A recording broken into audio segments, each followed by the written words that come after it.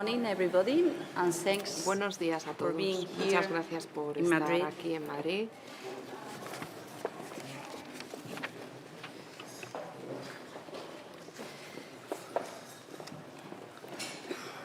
It is with great pleasure that Para mí es un placer Fatih Birol, the Executive Director of the contar International con Energy Fatih Birol, Agency, secretario and general de la Agencia Internacional de la welcome you Energía, in Madrid. y les damos la bienvenida a ambos a I'm going Madrid. to switch Y ahora, into si les Spanish parece, voy a hablar español, dice la for a while. vicepresidenta. Muchas gracias y bienvenidos a todos a la ciudad de Madrid, donde esperamos poder seguir trabajando en un debate fundamental de cara al éxito del trabajo multilateral. Problemas globales necesitan foros de gobernanza globales, multilaterales, en los que la convicción de trabajar por la acción climática forma parte de la convicción de las sociedades por la mejora de la convivencia, la lucha por los derechos humanos, por la prosperidad. Y una de las dimensiones importantes vinculadas a la acción climática consiste precisamente en la manera en la que el acceso a energía limpia, a precios asequibles, segura, es compatible con la seguridad climática, la forma en la que transformamos el modo en el que producimos y consumimos energía. Por eso, en esta sesión, queremos escuchar, en primer lugar, al que será el presidente de la Conferencia de las Partes número 28 de la Convención de Naciones Unidas, Convención Marco de Naciones Unidas de Lucha contra el Cambio Climático, el doctor Sultan bin Ahmed Al-Jaber, ministro de Industria y Tecnología de Emiratos Árabes, que será quien nos facilite los acuerdos, el éxito de esta COP. Sin más preámbulos, les invito a escuchar sus palabras.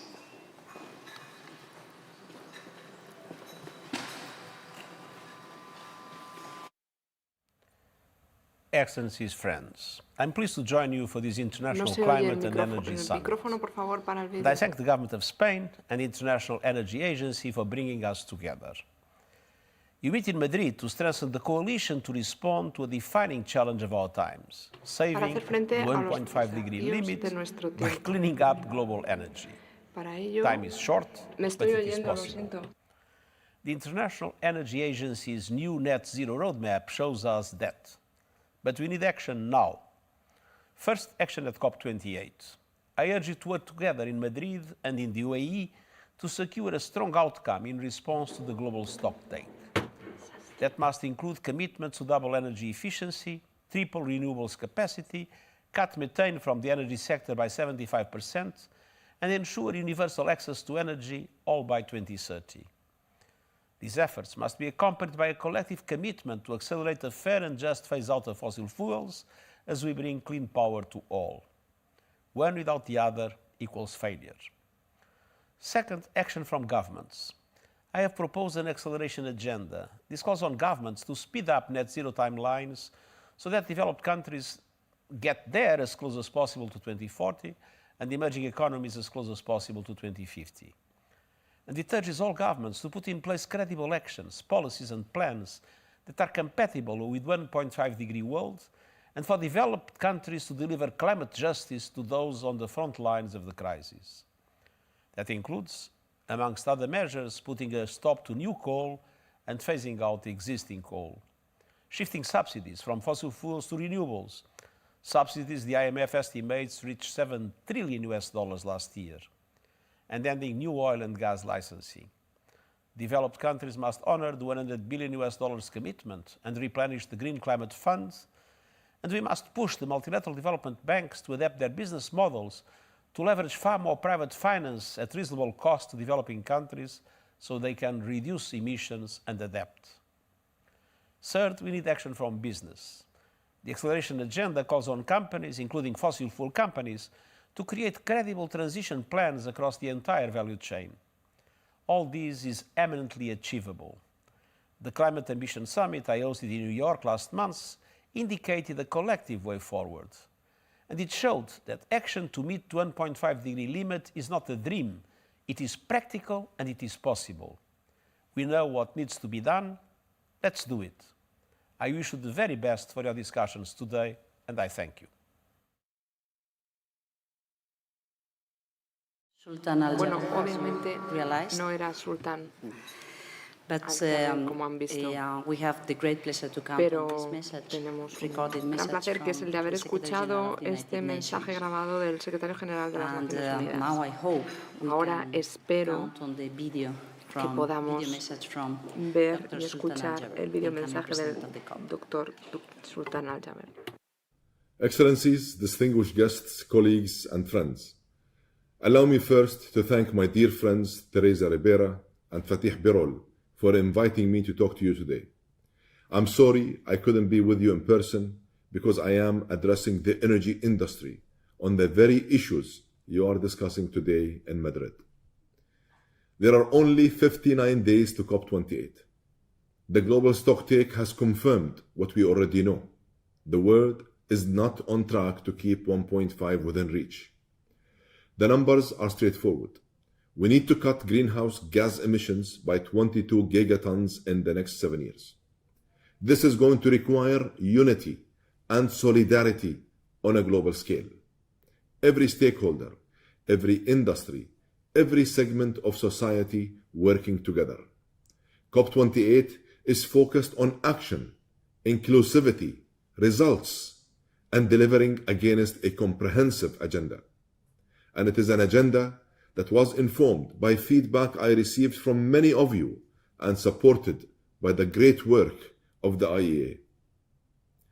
Excellencies, the COP28 agenda is centered around fast-tracking a just and equitable energy transition, fixing climate finance, focusing on people, lives, and livelihoods, and underpinned by full inclusivity. We are calling on governments to commit to the goal of tripling renewable energy capacity to 11,000 gigawatt and doubling energy efficiency by 2030. This goal is gathering real momentum. We have support from the EU presidency, from Kenya, the African Union Commission, and most recently, the G20. To enable this goal, countries need to look at practical actions like accelerating permitting and investing in upgrading power grids. They also need to send strong demand signals that incentivize the private sector. And as we build an energy system free of all unabated fossil fuels, including coal, we must rapidly and comprehensively decarbonize the energies we use today. That's why I have called on the oil and gas industry to step up, eliminate methane emissions by 2030, and demonstrate clear net zero pathways by or before 2050. To date, I am proud to announce that we have over 20 oil and gas companies, including NOCs and IOCs, that have committed to COP28's decarbonization targets. Your Excellencies, with only 8 weeks left, I call on you to support the entire agenda of COP28. I invite you to actively participate in this coalition that will help decarbonize the energy system of today and help build the new energy system of the future. I thank you again, and I wish you all a productive meeting, and I look forward to seeing you all very soon. Thank you. So thank you so much. And I Muchas think, gracias. dear Fatih, that now it is our turn. Bueno, pues creo que ahora nos toca a nosotros, estimado We can Fatih. share what we expect. Si and why le we are parece, podemos meeting today in compartir con Madrid. los demás cuáles son nuestras expectativas y por qué nos reunimos hoy en Madrid. Good morning, ladies and gentlemen. Buenos días, señoras It's y a great señores. pleasure to be Para mí here. es un placer estar And many aquí thanks con to you, ustedes. Teresa, for Quiero darle jointly las gracias a organizing Teresa, en primer this lugar, por haber wonderful event. organizado con nosotros And este it was evento not maravilloso. an easy task. No fue una We have a tarea lot of fácil. things to do, but in the middle of Había muchas cosas que so hacer. many issues, finding time and Y supporting no era us fácil porque había to que bring buscar so many tiempo y distinguished ayudar. colleagues across the world is very important. Very many thanks for your leadership here. So, dear colleagues, I wanted to today share with you two things. One, as Secretary General Guterres mentioned, as some of you know, only a few days ago, we published a net zero roadmap.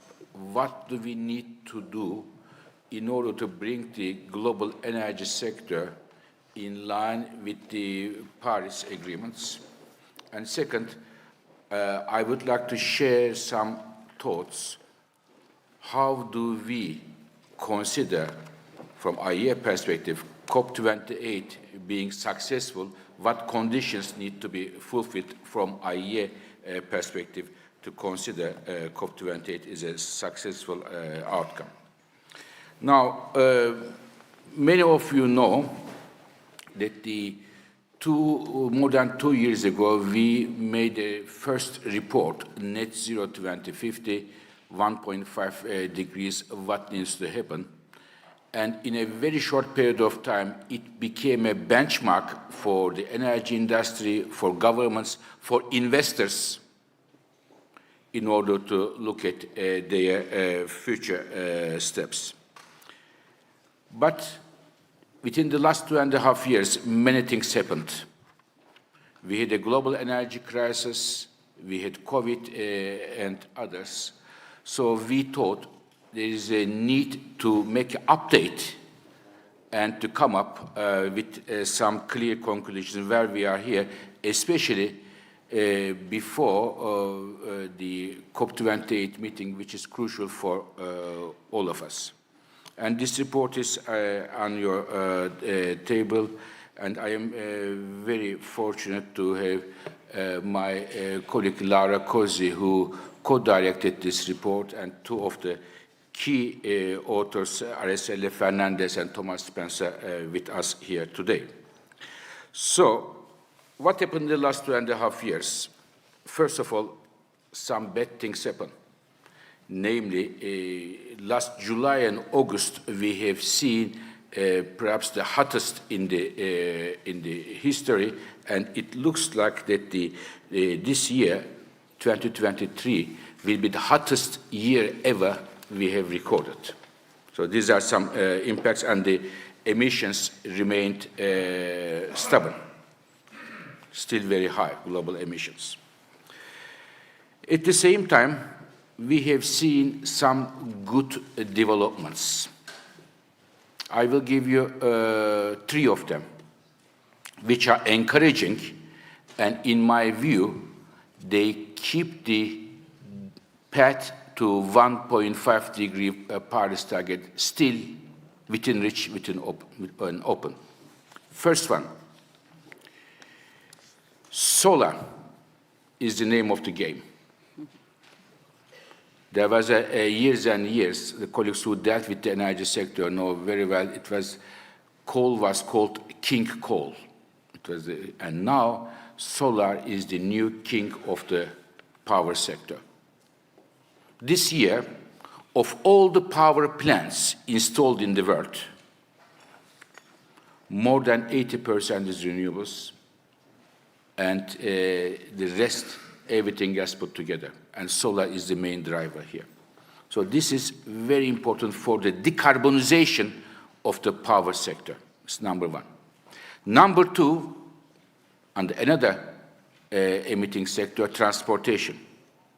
We are seeing an unprecedented electrification order of the transportation sector. 2 years ago, only 2 years ago, 1 out of 25 cars sold in the world was electric. So 1 out of 25 2 years ago. And this year, it is 1 out of 5 cars sold is electric. So think about and it's not happening in Europe only. It is Europe, China. China is the leader, United States, and elsewhere. So this is the second good news. Third, and for me the most important one, is that in the last 2 years, global clean energy investments increased by 40%, 40%. This is coming from China, United States, driven by the Inflation Reduction Act, Europe, Indonesia, India, and elsewhere, 40%. And this year, which means the global energy investments around the world this year reaches 2.8 trillion, 1.8 for clean, and 1 for fossil fuels. So this is something to take note of. Of course, this is not enough to reach our targets, but there is a strong growth. Now, before going to what we want to see in COP28, I want to share with you one very important analysis coming from IEA and its complications, its consequences. Namely, dear colleagues, even if there is no single new clean energy policy added in the next years to come, even there is no climate agreement in COP or somewhere else, looking at the market fundamentals, coal, oil, and natural gas consumption globally will peak before 2030. They will not decline immediately, but they are going to peak before 2030 as a result of what is happening in the technologies, in the markets, and the economic growth prospects of key fossil fuel importers. This is important for the following reason. If it is not a growing business, you are, and if you consider to make a large-scale fossil fuel investment, it is not only posing a risk for the climate, it poses also a business risk. So this will be a major issue in our World Energy Outlook coming this October, third week of October. We are going to show the world, investors, even there are no new policies, climate policies, clean energy policies are pushed, we will see fossil fuel peak will be before the end of this decade. Would it be enough to reach our climate goals? No. Without additional policies, we will have a temperature increase 2.4 degrees Celsius, still much higher than 1.5 that we want to reach.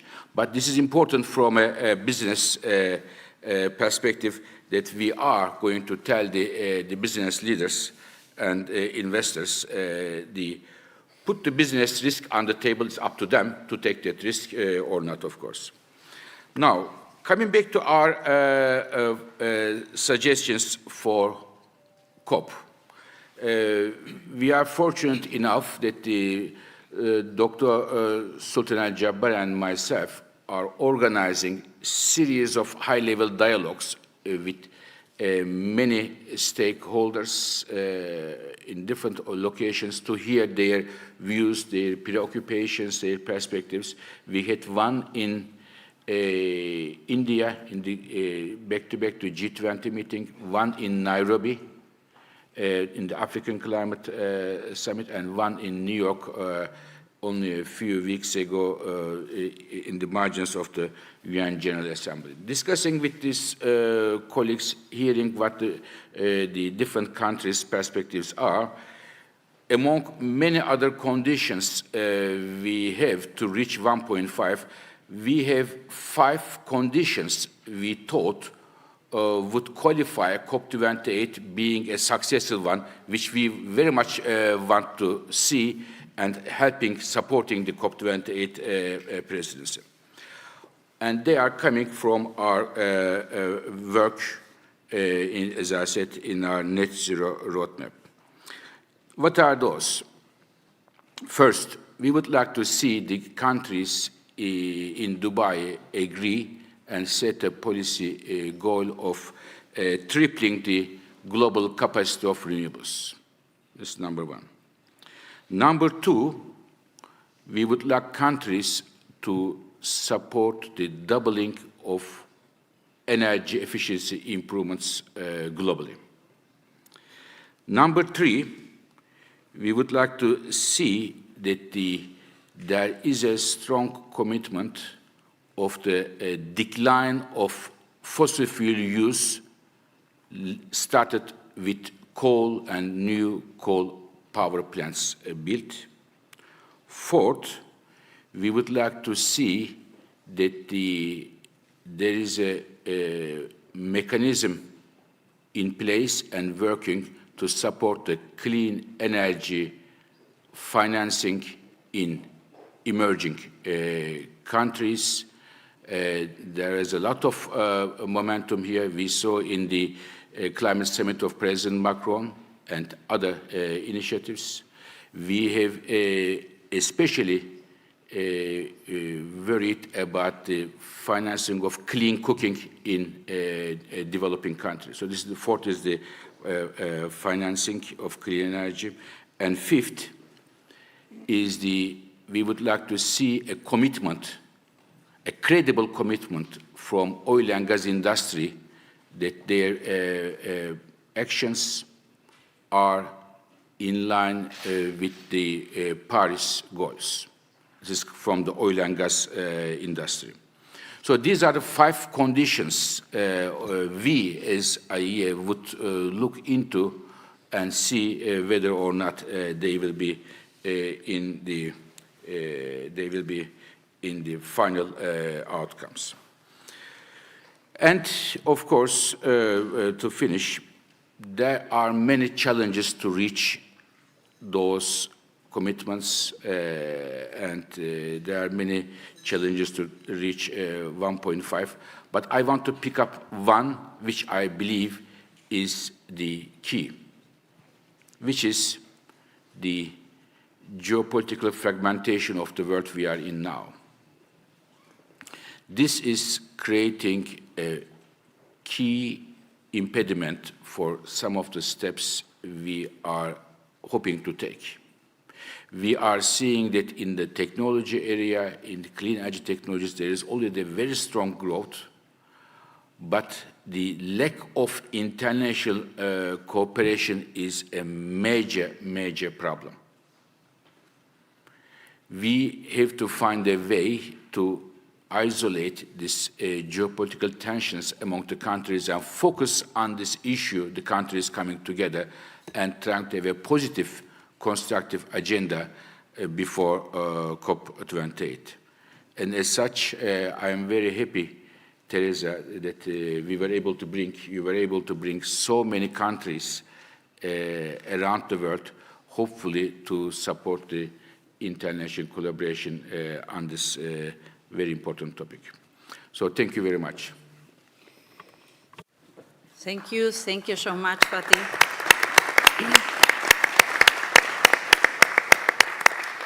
Thank you so much for your introductory comments and for the very good work that you have been developing with your team. So to be able to introduce this idea of net zero being updated after so many things happening around the world. This is part of the exercise that we need to bring into reality in a joint manner. The different countries, the different governments, the different corporates, the different financial institutions working towards a much more secure and decarbonized world, towards an energy system that provides what human beings and industrial requirements demand, but at the same time that ensure that things happen in a smooth manner and in a context where climate security is ensured. I would like to make a couple of introductory comments before hearing our special guests coming from the civil society to introduce their own ideas on what they could be expecting from governments in the COP and what a reference in the international economic press could be taken into consideration, so to say, if this is working or if this is not working as we should be expecting to work. Before that, I would like, as I said, to share some comments with you. My first message is that I think that something which is very important to take into consideration is that a global problem deserves a global response. So multilateralism being the way to respond to the current challenges is a key issue in this COP. We are supposed to assess whether we are aligned or not to fulfill the Paris Agreement goals. And probably what we have already read, what we already know, shows that we are not aligned to Paris Agreement goals, so to ensure that the 1.5 global goal is sufficiently secure for the time to be. But we cannot stop there. We need to provide in the formal way that the COPs do express themselves how we can ensure that we become aligned. This is quite an important task for the presidency, but in a party-driven process, as it is the United Nations processes, we all need to provide inputs and to facilitate solutions. This is why I think that we have to build on this very good news coming from the International Energy Agency, from different corporates, from different governments making their best to provide solutions to the climate challenge, including those dealing with the energy sector. This is why we need to anticipate this conversation, and along the lines that in this series of conversations that you have been handling during the last months, we have a great opportunity to exchange views on how we want to reflect the way we can accelerate our decarbonization, how the energy sector can provide key references in this context, and how and what messages we want to capture in these formal decisions to be taken during the COP. The second message is that much of this exercise we already know. There has been a long time since we identified that probably it would be good to be smart in the use of energy, so providing energy efficiency, energy savings was a good piece of recommendation, as it was also the case in the electrification of final uses wherever it was possible, because we had some advantages on how to produce electricity without creating emissions, without raising emissions. This is why probably you identify that these positive global goals dealing with renewable energy, with improving efficiency, can attract investment, can attract the interest of the different communities all over the world. We also know that there may be some final uses of energy that are difficult to be electrified. So we are still thinking how we can build the solutions to provide the proper response to these difficulties to electrify final uses of energy. And still, we have much to do. But we have some references that we are thinking about. We have some cooperative moods to provide responses. So we have also learned that along the lines of these very primary needs, there are some instrumental things that need to be aligned with these goals. What about the finance? What about the risk in the investments? What are the specific concerns and specific needs in the different continents, in the different national realities? You have also provided some clues on these issues. What about the skills? The type of labor skills, human skills that we need in a different world. Are we prepared to provide the right answers? What about the grids? If we are to provide much more electricity for final users, what type of grids, secure grids? How we can introduce the digitalization to ensure the smartest possible way to provide energy for final consumers. But then the raw materials we were discussing last week in Paris, what new raw materials we could be using and how we can ensure that they are available with the affordability, not only in terms of money, in terms of cost, but also how we obtain these raw materials and how we provide prosperity for those areas where these raw materials come from. What about the supply chain of these raw materials, but also the equipments that we could be using? How we can organize all these elements so to ensure that we can fulfill our goals. The main question in this conversation is what of all of these different issues need to be reflected in the COP decisions, in the formal way to express as international community when dealing with climate, and very much in particular in this fora, what are the recommendations, the understandings of the energy needs and concerns. Do we talk about global goals as suggested by the International Energy Agency? Do we remind ourselves what we think about peaking emissions or the reduction of global emissions by 2030, updating the information according to what it was agreed in Paris, but what it is also shown in the IPCC reports? Do we talk about how we can combine a shift in the demand of energy to ensure that the offer of fossil fuels do change? So what about the fossil fuel production, the emissions related to this fossil fuel production and consumption? These are the type of things that we could be discussing during the COP. But it is good to have the opportunity to ensure that we have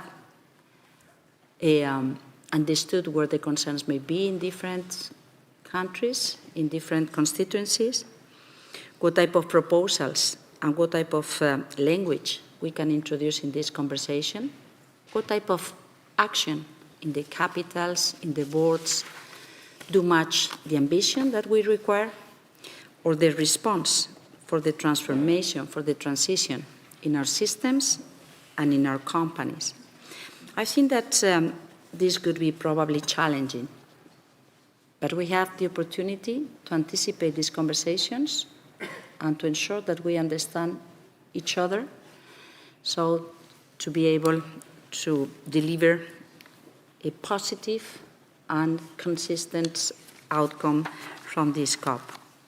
And this was why we thought that it was good to hear to different constituencies in this meeting, to have this open exchange in the very first session in the morning, to hear what the industry, the energy sector, the youth think about all these question marks.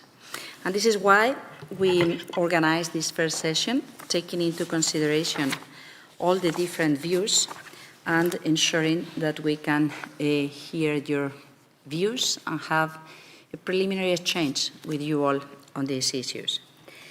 So, if you're okay, we can invite them to take the floor. Thank you very much, Teresa, once again for this great meeting. Now, we would like to go through a few colleagues to start, as Madam Vice President mentioned, to set the scene. We start with Catherine Abreu, who is a director, Destination Zero, and we had meetings last Friday here, and she is the rapporteur of the civil society groups who met on Friday in Madrid. Over to you, please.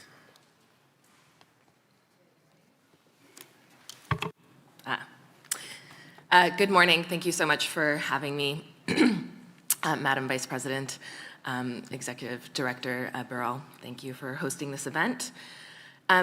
As I begin, I'd like to actually ask all of you in the room to just think about the climate emergency that's currently unfolding in your home. And sadly, I know that we'll all have something to think about because the consequences of climate change are upon us everywhere, every day at this point. I come from Canada, where devastating wildfires have consumed almost 20 million hectares of forest this summer. Nova Scotia, the province that my Canadian family calls home, has declared states of emergency 4 times in the last 12 months. First for Hurricane Fiona, then for extreme temperature weather variations, then for the fires, then for the floods. I know we all feel the pain and grief of this loss, of the ways the places that we love are threatened, the ways that the people we love are threatened. And I know that we feel that because all of us are here to build this grand coalition to keep 1.5 alive. And the truth is, we know 1.5 is achievable with current technologies, but will remain out of reach if we stick to current policies. The global stocktake has made it clear that there is a gap between the stated ambition of parties to the Paris Agreement and action on the ground, and has explicitly pointed to ongoing failure of policy to drive the energy transition as being largely responsible for that gap. We cannot bear one more year of this failure. I'm here today to share a summary of the civil society roundtable that took place this Friday as you prepared to travel here for your meetings. And our message to you is pretty clear. COP28 will be judged on its ability to deliver a global agreement on a package of energy transition goals that are based around these 5 pillars. First, a determined farewell to fossil fuels. Renewable energy is the glimmer of hope, keeping the window to 1.5 open, and fossil fuels is what is closing it. The IEA report has once again told us that a world moving to net zero emissions by mid-century has no room for new coal, oil, or gas projects. And yet, many of your governments are still approving those new projects. As we heard leader after leader say last week at the Climate Ambition Summit that the UN Secretary General hosted in New York, which is sadly now underwater, the climate crisis is a fossil fuel crisis. Fossil fuel dependence is not only responsible for the climate emergency, it is a threat to public health. It is one of the underlying causes of the cost of living crisis that many of us are struggling with. It is also a driver of conflicts and wars. In this context, every new investment in fossil fuels, every new fossil fuel project is a choice. It is a conscious choice that companies and countries are making for our collective devastation. An immediate halt to all new fossil fuel projects is non-negotiable. We need a global signal sent to governments that it's time for us to rein in the fossil fuel industry and focus on building strategies for a just and equitable transition away from dependence on coal, oil, and gas. Number 2, empowering renewables and right-sizing energy consumption. We agree with the IEA's mission and suggestions for COP28 to triple renewables by 2030, double energy intensity improvements from 2020 levels, double electrification, and cut methane emissions by at least 3/4. These 4 pillars must be central to the COP text. We also must acknowledge that investing in grids is essential to make this a possibility, and that we are pulling these renewables in, not simply to add to the growing energy mix, but to replace fossil fuels. Governments must get deeply involved in developing the policies that will enable energy-efficient systems run on renewables to remove fossil fuel use. And this change cannot be derailed and watered down by reliance on technologies that are underproven, such as CCS technologies, or in sources that are underperforming, such as nuclear and hydrogen. 3, centering global equity and justice for workers and communities. I think we all know that transitions away from fossil fuel dependence toward renewable energy must be embedded in equity and justice. Global commitments that focus on phasing out one fossil fuel over another because of some countries' comfort levels is not going to cut it. And it will undermine the global momentum that we need all of you to be working to foster. Rich developed countries should be moving first and fastest in this transition. Instead, these countries are often the worst culprits for fossil fuel expansion. We know that renewable energy can enable affordable energy access for all with adequate planning and finance. Energy policies should be enabling people-centered development and ensuring that communities, in particular those communities that have been left out of the existing energy system and borne the most disproportionate impacts of existing energy systems, should be directly benefiting from this transition to renewable energy. In my part of the world, we can see that Indigenous communities in particular are really leading the charge on renewable energy, and that's a story that our energy policies should be working to continue. Policies need to be protecting biodiversity and natural ecosystems. Let us see the end of the fossil fuel era as an opportunity to also end the era of harmful, reckless resource extraction. There's no climate justice without human rights, and energy deployment and fossil fuel phase-out must respect fundamental human rights, including the rights of Indigenous peoples. 4, we have to mobilize adequate finance flows. We know that finance is the lifeblood of this transition, especially into developing countries. The Nairobi Declaration, signed at the Africa Climate Summit, made a bold call that we all must heed to mobilize the scale of finance and undertake the macroeconomic transformations that's required to get this job done. The need to immediately halt fossil fuel subsidies, I think, is pretty obvious to all of us. We can't get embedded into the solutions as long as we keep pumping public dollars into the problem to the tune of $13 million a minute, as calculated by the IMF. And we need that strong injection of about $1 trillion a year into public finance to fuel the transition. Finally, 5, strong governance, accountability, and global agreements. These global goals are required to send the right signals back into countries to own the energy transition and prepare for the inevitable phase-out of fossil fuels. Governments at all levels need to actively orchestrate the phase-out and ensure that market forces do not derail the transition. The market will not take care of this by itself. This year must send a signal to get fossil fuels out of the way of the clean energy transition. We can plainly see at this point that pro-fossil fuel policy inertia, anti-climate lobbying, greenwashing, and political corruption are key barriers holding this transition back. The world is watching, and any disconnect between the stated ambitions and ground realities erodes the credibility of governments and international processes.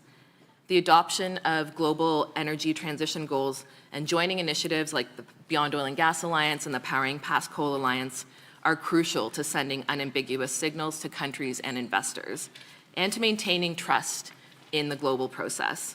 International cooperation is essential to accelerating the pace and lowering the costs of this transition.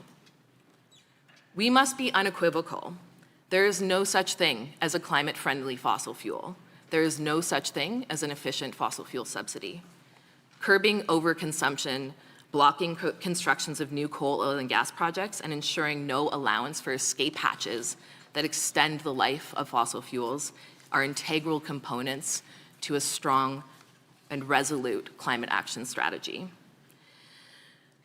So, as I conclude, I want to reiterate our expectations for COP28, a global agreement on a package that both phases in renewable energy and energy efficiency in order to phase out fossil fuels. These two things cannot be separated from each other. Civil society of all stripes are here to help. I'm reporting from just one group of countless groups on the ground at home in your countries who stand ready to implement this transition and, yes, to hold you accountable. We know what needs to be done. The writing is on the wall.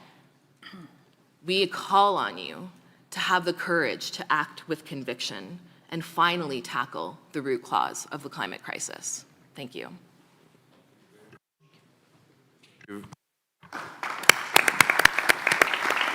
Thank you very much, Mrs. Abreu. I think it is important that you highlighted, on one hand, renewables and efficiency need to get a push, but simultaneously, we have to make sure that the fossil fuel sees a decline, and this transition should be a just one for all. Now, as I mentioned, last Friday, there was a meeting of the civil society groups, and we were fortunate to hear from Mrs. Abreu as a representative of the civil society groups. At the same time, on Friday again, there was an industry group who came together to discuss from the industry perspective, organized by the Spanish Energy Club. And here we are fortunate to have Mrs. Paulina Beato to tell us what the industry thought about this. Over to you, Madam. Thank you very much. It's a pleasure and an honor to be here as a voice of the European industry. In the meeting, they highlight 10 points. First, the industrial commitment to the energy transition as a key vector against the climate change. Second, an urgent call for global collective action. Third, a challenge that need to be worked, but on when the representatives make a commitment. The commitment and collective action. Energy transition is a key vector against climate change because energy is one of the fundamental pillars of the well-being of the society, and at the same time has a fundamental role to face the enormous challenge of climate change. However, the energy transition solutions must be compatible with the security of supply, affordability, and accessibility, but also with the competitiveness of the economy. The industry is fully committed to work and actively contribute with its action, knowledge, and experience to meet the objective of the Paris Agreement. At the same time, they make an urgent call for global collective action, because while we know that we are far from achieving climate objectives, it is crucial to make implementation. And it's essential that all countries, regions, join with commitment and decisive climate action. And now the most difficult part, the challenge and barriers. First, decisive boost for all renewable energy, in particular, the tripling capacity of renewable energy by 2030. Needed action are coordinated policies that facilitate investment and the development of supply chains, elements such as storage, hybridization, and demand flexibility, proper functioning of energy market, and cooperation to ensure supply chains and access to critical minerals. The second point, the second challenge, was infrastructure development. Needed action were acceleration of permitting and social assistance. Third, energy efficiency and transformation of the industrial energy demand. In particular, doubling effort in reducing energy intensity. Needed action are establishing the principle of energy efficiency at the center of all decision-making. Recognize the growing importance of consuming behavior. Promote circular economy and promote the transformation of energy demand. The fourth point was contribution of all technologies to attend the energy trilemma. Needed action were counting with all supply and demand technologies, both existing and future, that contribute to the energy trilemma. Technologies that are still in early stage might need more incentive, more support, and more enable tools. Fifth, promoting innovation, industrialization, and competitiveness. Needed action are clear signal to our industry to accompany the decarbonization process, and a level playing field with common and balanced rules between countries and regions to avoid unfair competition. 6, alliance for working together. I would like to say that collaboration was one of the most repeated words. Collaboration between all agents to accelerate decarbonization, reduce cost, and promote competitiveness. They told also about collaborative platform as a good practice where stakeholders may focus on solving specific challenges. For sure, 7 was improving access to finance. In particular, unlock the necessary economic funds toward mitigation and adaptation to climate change, but also speeding up formulas to support the least developed country, the most disadvantaged region, and the most vulnerable group. Finally, they pointed out people protagonists of change. Needed action are ensuring citizen involvement, mechanisms for greater transparency, communication, and job creation. In summary, cooperation, financing, and implementation for investment and infrastructure is a nice summary.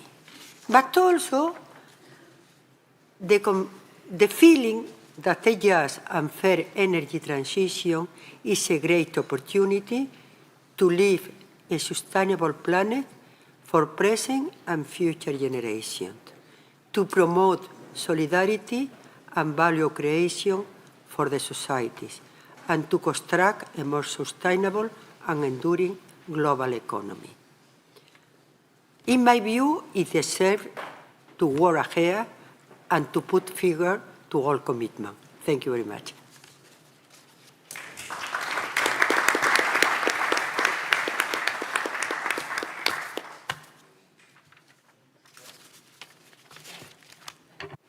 Okay, thank you very much, Mrs. Beato. As I said, last Friday, there was an industry group, several leaders of the Spanish and European industry and the civil society. We heard from both of them. And for the European industry, if I may, competitiveness is very important, of course, but the next industrial age is the clean energy technology manufacturing, and we all hope that Europe takes a good position in terms of the batteries, electric cars, solar panels, windmills, electrolyzers. I am sure it was a good discussion on that. Now, many people compare the COP28 with the Paris Agreement. It is as important, as many say, as the Paris Agreement. We had Paris COP in 2015.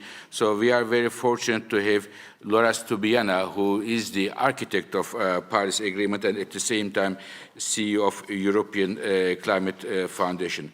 Over to you, Laurence. Thank you, dear Fatih. Thank you, Teresa, for inviting us and me. I'll try to be short because so many things have been said already.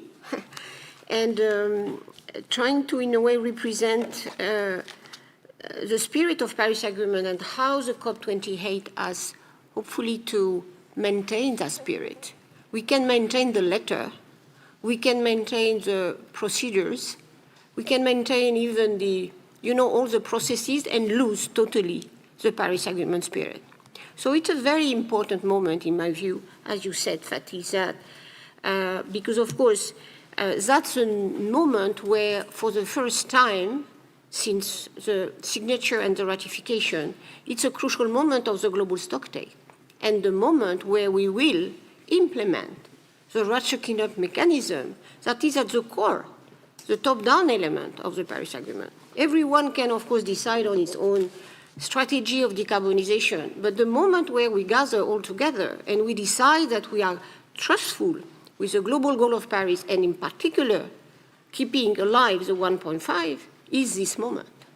So it is, we cannot highlight enough the importance of this COP.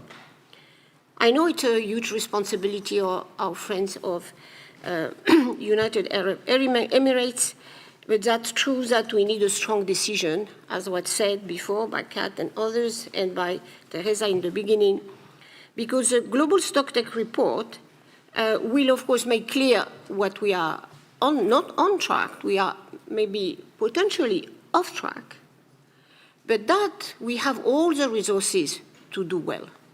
So it's a moment where not only we have to look at what has been in the past, but then design the action plan to really, in a way, make sure that we are delivering the result we need, the next round of the national determined contribution, and the innovation that we have to bring in that process.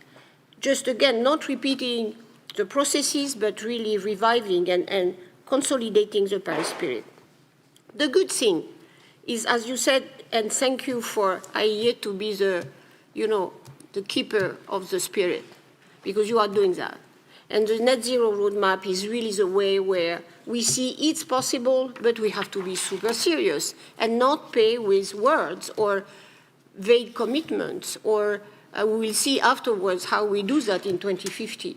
So that's very, very important, and I cannot but really highlight the enormous roles that IEA, under your leadership, Fatih, has been really giving us the roadmap to get there. So we cannot ignore that. So technical feasibility of the phasing out of fossil fuel has been confirmed. It's important, because at the same time, so many times we say it's not possible. And that's exactly the proof of the concept. I was struck reading the report that 2 years ago, your assumption was only 50% of the technology were available. And now we have jumped, and we are now knowing that we have more than 50%, 75% almost ready. So it's really a moment where, together with the industry and together with many other actors, we have to deliver. So I think, as many of you have said, and Kat Abru in particular, but as well you and Teresa, we have to be serious about the details of the transition. We cannot just have targets, we have to know how we get there. And how to get there is a phase out, the orderly transition, phasing out fossil fuels. Of course, there is an issue about we will be discussing COP28, or how we have the solution, how we abate, how much we can abate the emissions of the fossil fuel sector, the coal, the oil, and the gas. But we should not fool ourselves, and that's very clear in the report as well. There is not an infinite capacity to store, sequester, and to store carbon. That's not true. That's just not true. Scientifically, we know that's not true. I was really shocked by that. A very important CEO of a very bright oil company saying, now that we master direct air capture of CO2, we can continue the business as usual. Just crazy. Not meaning, we have again come back to the science and come back to the very good scenarios that are in this report. So I have two demands for our collective, and again, trying to be not only the ghost of the Paris Agreement, but really somebody checking every day if we are going well. And I think we have to be serious on finance. That will be the precondition of every discussion at this COP and beyond that. Of course, we know, and you, Madam, has said how much you need investment on the industry side. And we know, for example, in Europe, the problem we are facing, including on the investment in wind industry.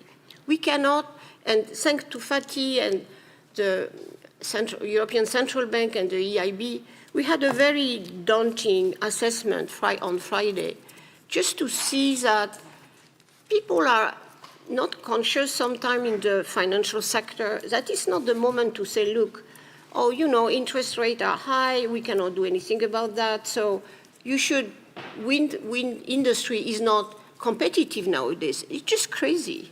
We need really to maintain the line that we have to invest for the long term. And even Christine Lagarde, which normally is not, the one who should say that, she said privileging the short term is really a danger for the macroeconomic stability in the long term. And she was very, very clear, as well as the EIB head. And so that was a very important conversation as well. So finance is the lifeblood. We have, of course, to deliver on our commitments on the 100 billion. Yes, because if not, the discussion is impossible. We have to reduce the cost of capital in emerging markets and developing countries. But at the same time, and we need a systemic reform. I had different evaluation of the Sharm el-Sheikh meeting last year, but the good thing, one of the very good things, was the reform of the international financial architecture. So we have to double down on that, and we are lagging behind what we should have been done this year. The Paris summit was useful, but really we should be, before the COP28, the very good signals of we are really implementing this reform. On top of that, we need new international financial resources. There is no miracle. There is no fiscal space for many countries, including on the G7, that could, by miracle, add more. And because of course, of the invasion from Russia in Ukraine. So we need taxation on polluting activities. We need taxation on a number of global flows, because if not, there is, again, no miracle. We need the public funding, the taxpayers, including mostly in developed countries, of course, just to put and leverage the private sector we're looking for. Finally, I think the good thing of the Paris Agreement was to call for all stakeholders to contribute to the Paris goal achievement. It has created a vast array of commitments from business, from local authorities, from many, many, many sectors. The financial sector, the industry sector, the region, the state, the municipalities.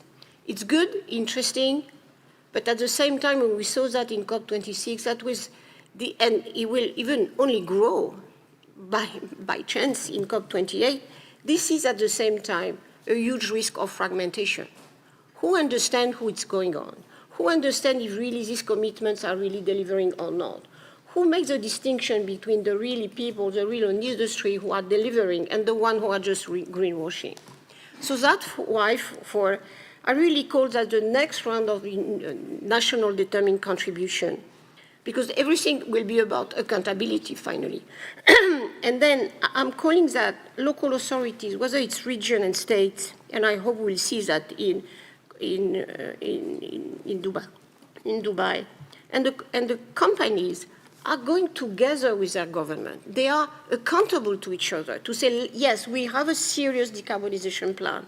We are there, the California states or the Baden-Württemberg state, or whatever states, together with the big cities who are really willing to achieve, plus the companies and saying, we are all in together. And that's a condition to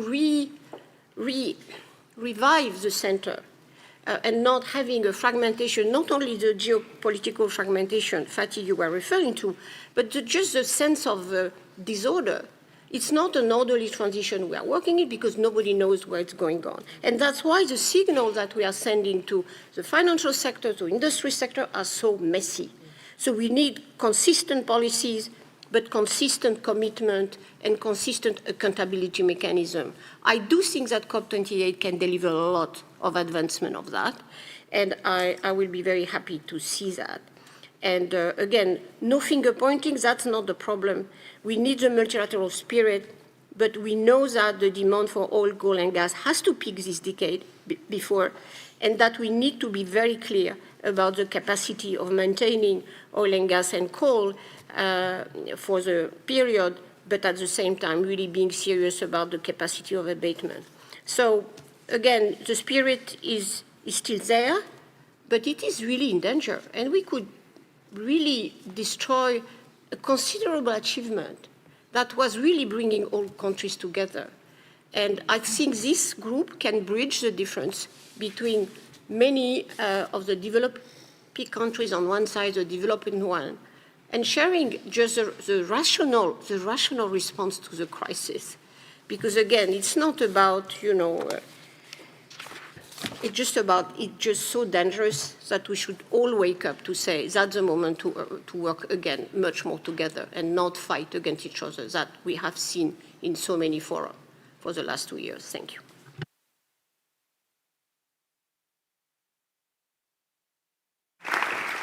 Thank you very much, Laurence, for cautiously optimistic messages and answering a lot of questions, including finance and investment.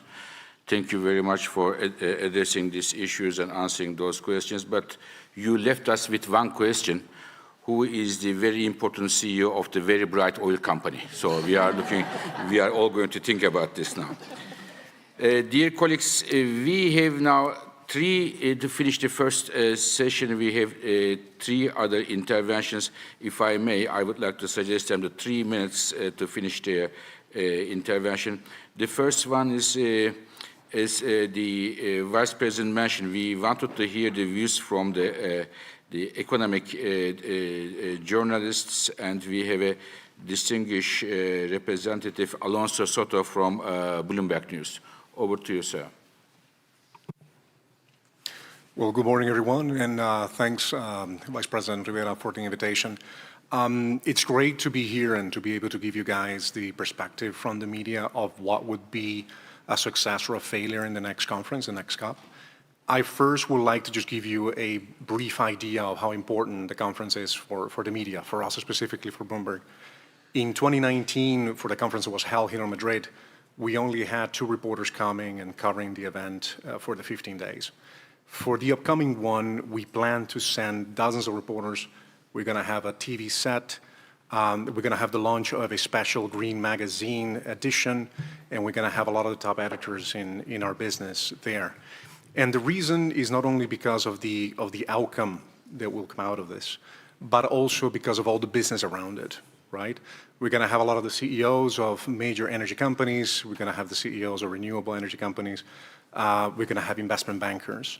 And you guys, I think you know better than anybody else that there is a whole ecosystem around these conferences that attracts the attention of investors, and that's something, and those are the guys who actually read our news. For these conferences specifically, I think there are some political factors that make it quite important. We're going to have US elections next year. We're going to have European Parliament election next year. And I think that raises a lot of questions in terms of whether the decisions taken later this year, will they be fulfilled or not. In the case of Europe, you see the fast pace of green transition angering a lot of parts of society. You see many people that believe they're losing out, and that can continue to fuel far-right movements that are on the rise here in Europe. The war in Ukraine and the surging consumer prices is not making things any easier. In the United States, you have a similar problem of many people who believe that they're being left out, and that's an issue. So determining the success of the next COP is not easy. It depends on which side you're in. It depends on your level of ambition. What it is clear is that the worst-case scenario is a no deal. That means that there will be no action at the national level, no mobilization, and that's a tremendous loss of opportunity for everybody. Expectations also play a big part here. I think that everybody knows already, has been mentioned, that the world is not moving fast enough to cut emissions at the pace promised in Paris. There are already big expectations for an ambitious deal in the next COP. Falling short could be seen as a failure. For the conference to be considered a success, there needs to be a wider compromise that can bring predictability for investors and somewhat meet expectations. At the end of the day, what will be crucial for investors and for watchers is if there is a clear road ahead, a global signal. How can you change, how can you adapt, how can you invest without knowing what will happen? How do you invest and make a safe investment, but a safe investment with a safe and responsible return? A political agreement by some countries and some companies without clear commitments will likely not be enough for watchers to call this a success. Recently, the G20 has been a good example that even against all odds, you can still pull together a compromise, even if it's not liked by everyone. I also believe that a big determinant to the success will also be how much are developing countries included in this. Whether pledges made to the developing world are kept and materialize. For example, when can the loss and damage fund be made operational? How to shape new financial architecture that helps vulnerable countries withstand climate change. Allow them to have ample concessional loans, while at the same time also access to debt markets, and this is very important for investors watching this closely. The last Latin American and European summit held just a couple of months ago was somewhat of a disappointment. And that's because the European nation wanted those countries to move very fast with the green transition. And that's something that at this moment is not in their interest. However, both sides can still take certain steps in the same direction to give a clear signal. I spent most of my career in Latin America and in Africa, and there is a constant fight by developing countries to have a bigger say on issues that affect them. And I think this is where the future is. So with that, I wish you the best of luck in what will be a very important and closely watched COP. Thank you.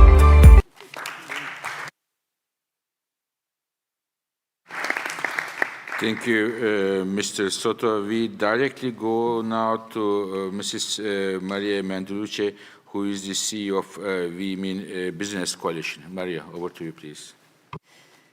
Thank you, Fatih, Teresa, and thank you all, because it's a lot of travel lately. So you probably were in New York last week, now here, and it's tiring, right? And so I know that you're here because you're very committed, and you came here because you want to have a good deal.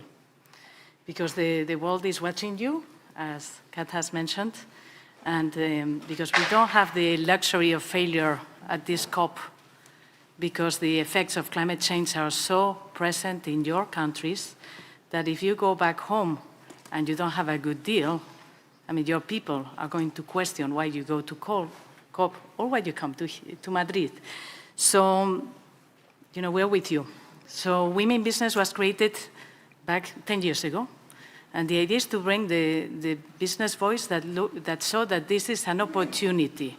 And that's why we mean business. Okay, that climate change is an opportunity to do business for the long-term shared value.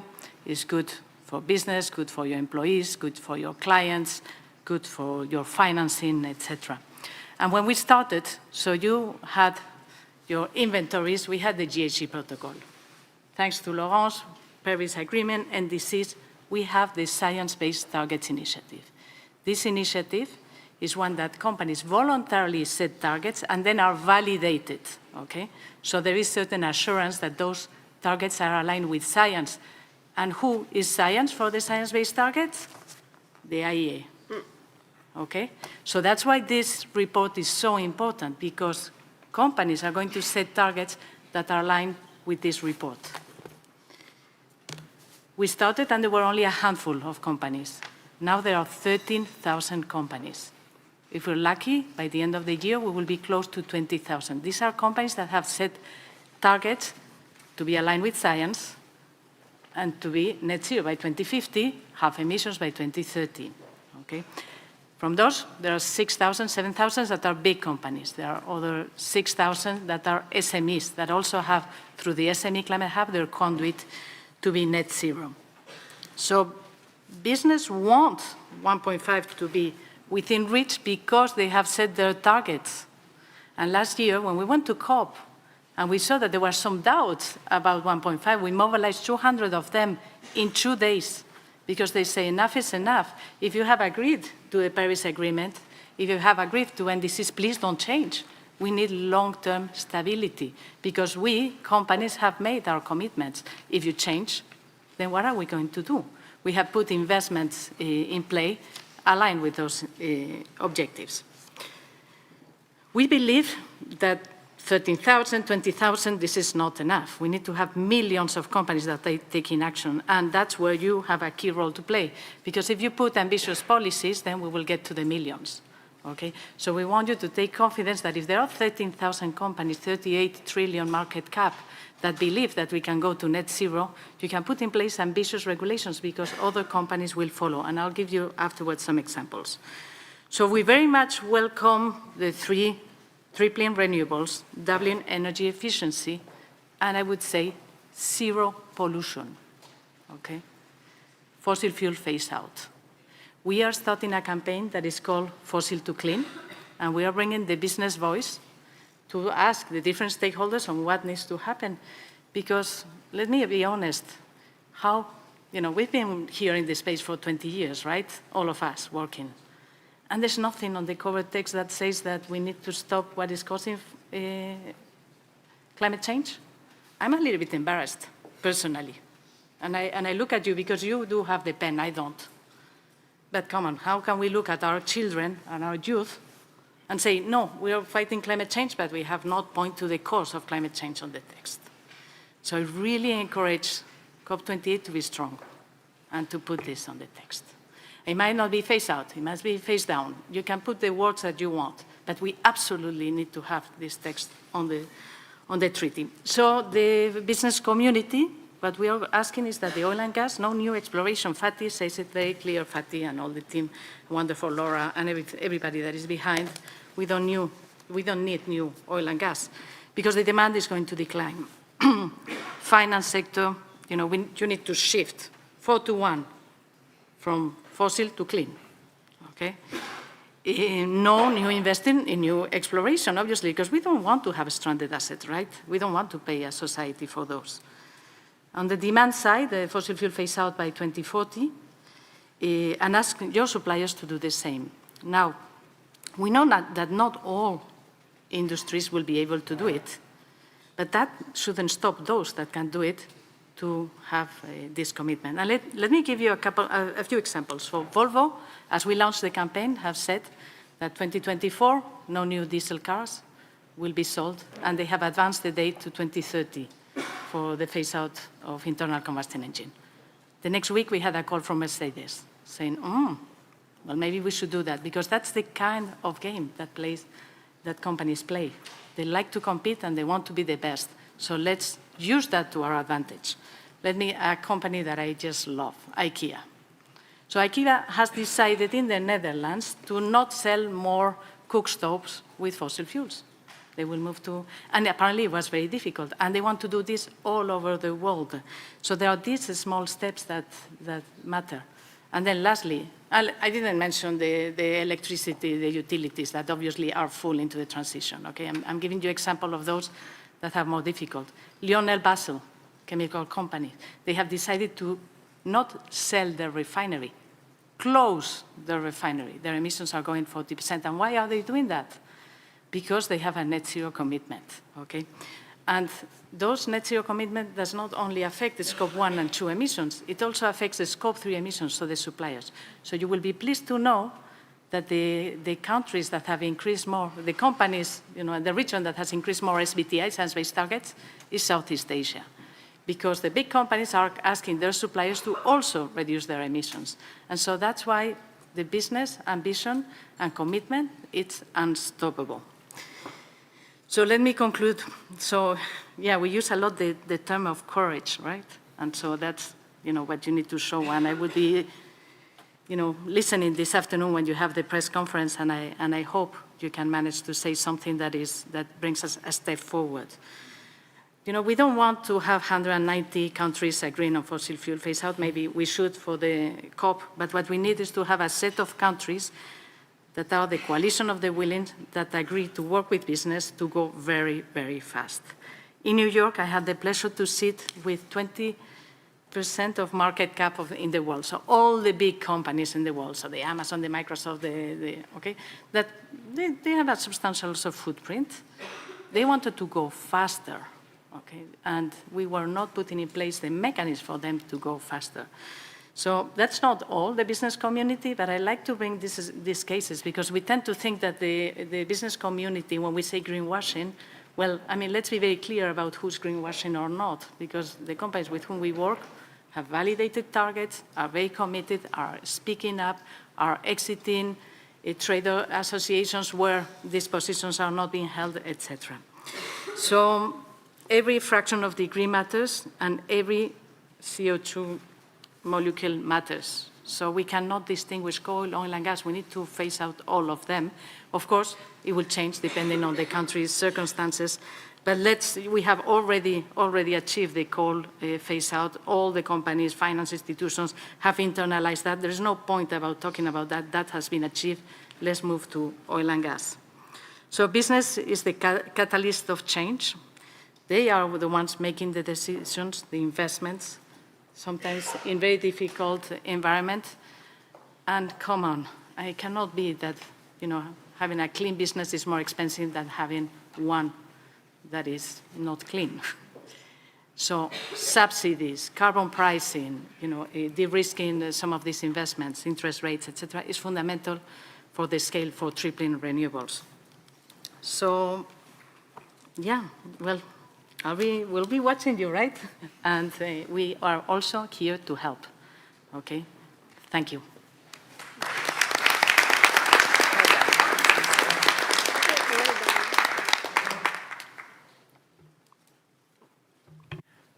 Thank you very much, Maria, giving us insights from the business community. Of course, up to now, or until recently, business community stick to climate goals for ethical reasons, but we see that the profitability is becoming an additional factor for many of those. Dear colleagues, to finish this round, we have now two youth delegates for climate, Mrs. Hanna Hoyer and Mr. Askeli Ruvari. Over to you. Thank you, Chair. Your Excellencies, all distinguished delegates, it is evident that youth are at the forefront of achieving climate justice. In the coming hours today, it is our future that you will be discussing. Our future depends on your courage and ambition here today. My name is Hanna Hoyer. And I am Akseli Ruvari, and we stand here before you as Finland's youth delegate for climate. Today, we will deliver you a speech composed from the positions conducted together by youth delegates all across Europe. And we are thus sharing voices of not only Finnish youth, but also youth in Europe more widely. This summit seeks to build a broad international coalition that can increase momentum in order to meet the commitments of the Paris Agreement, most notably that famous 1.5 degrees. That is exactly what youth all across Europe, all across the globe, need you to achieve here today. As the largest source of harmful emissions, we demand the energy sector to adopt the role of a leader and step forward with strong policies and tangible actions to drive forward the clean energy transition that the world so direly needs. This event provides each of you with an opportunity to send a strong signal to the world on our common future, to reiterate the 1.5 degree goal is alive and achievable, and to deliver a firm message to the global stocktake process culminating at COP28 in less than 2 months. We strongly urge you to use this opportunity to be remembered in the future as heroes, not villains. Let me be clear. There is an absolute need for countries to raise their mitigation ambitions and to deliver on those goals on time. The global stocktake of the Paris Agreement must, in an open and inclusive manner, shed light on the progress made thus far and the progress still needed to achieve the goals in the Paris Agreement regarding emission cuts, adaptation, financing, loss and damage, and others. On the other hand, the mitigation work program must be utilized as an arena to discuss sector-specific emission cuts, technology transfer, ambition enhancement, and concrete implementation. Most importantly, the program must start the follow-up of the energy transition decision from Glasgow, which asks the world's countries to accelerate the phase-out of unabated coal power and of inefficient subsidies for fossil fuels. And more than that, as representatives of the European youth, our united voice demands the world leaders to reach consensus on choosing to completely phase out all fossil fuels instead of merely phasing them down. And thus we urge countries here to expand Glasgow's decision to encompass the oil and gas sector, given the transition away from fossil fuels is inevitable for the required emission reductions. We ask each of you to advocate for the inclusion of a dedicated agenda item focused on phasing out fossil fuels at COP28. As emphasized by EAA's roadmap towards net zero, there is no need for investments in new fossil fuel supply. For example, cutting down fully operational nuclear plants and opening new coal-fired power stations, as is happening in some European countries, is like shooting ourselves in the leg. And in the most recent update of this same roadmap, IEA states that we have the tools needed to go much, much faster. The energy sector is changing faster than many people think, but much more needs to be done, and time is very, very short. Momentum is coming, not just from the push to meet climate targets, but also from the increasingly strong economic case for clean energy, energy security imperatives, and the jobs and industrial opportunities that accompany the new energy economy. And yet, momentum must be accelerated to be in line with the 1.5 degrees goal and to ensure that the process of change works for everyone. Above all, this needs to be a unified effort in which governments put tensions aside and find ways to work together on what is the defining challenge of our time. Ramping up renewables, improving energy efficiency, cutting methane emissions, and increasing electrification with technologies available today deliver more than 80% of the emission reductions needed by 2030. Therefore, it is not a matter of technology to reach our climate targets and limit global warming. It is only a matter of the choices you make. Swiftly increasing clean energy investments in developing countries is also extremely vital. This requires collaboration, meaningful technology and innovation transfer, and especially solidarity among developed countries to help finance these investments.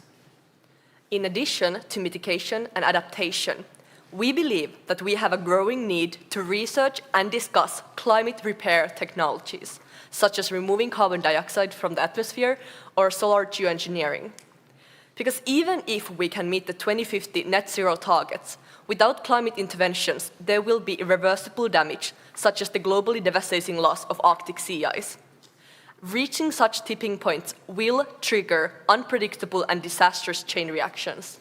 Thus, prompt action is needed to, firstly, research and develop climate repair techniques to capture and store carbon, cool and stabilize ecosystems, and secondly, to govern climate repair agenda internationally.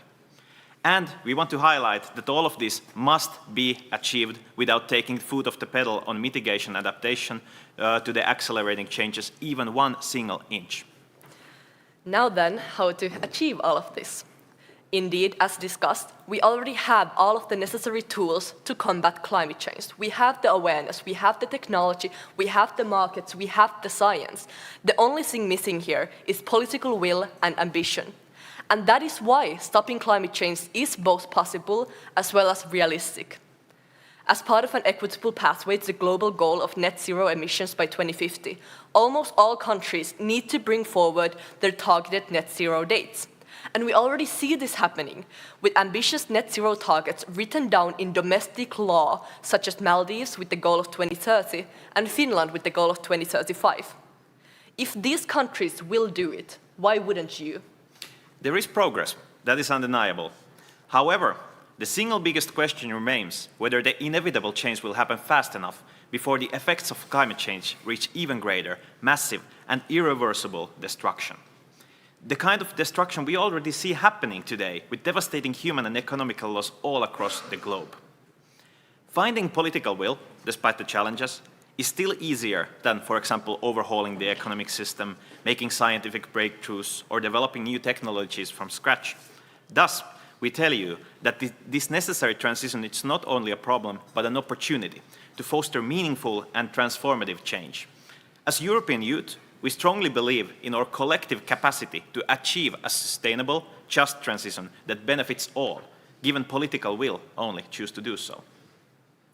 However, the present discourse and reality does not reflect this potential in the transition.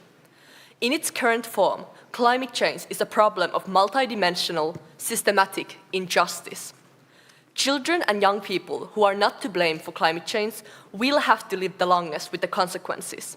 This particularly applies to children and young people in climate-vulnerable developing countries. All countries must recognize and show with action that we take our historical responsibility seriously.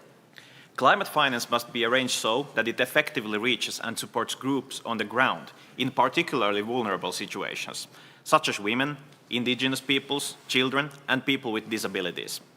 To fully realize this, the European Youth demands that we get real and meaningful participation in all climate discussions and negotiations. This means that our expertise and know-how is respected and included, and that arrangements are made for open dialogue before, during, and after the negotiations. This is something we urge each of you to take home with you and implement in the accelerating COP28 process in your respective countries and organizations. On this note, we would like to express our gratitude to IEA and the Spanish government for setting precedents by actively highlighting youth voices with making time for us to speak here today. To conclude this speech, the European youth demands each person in this room to take responsibility for accelerating progress and realizing the potential in processes and programs that take place at COP28.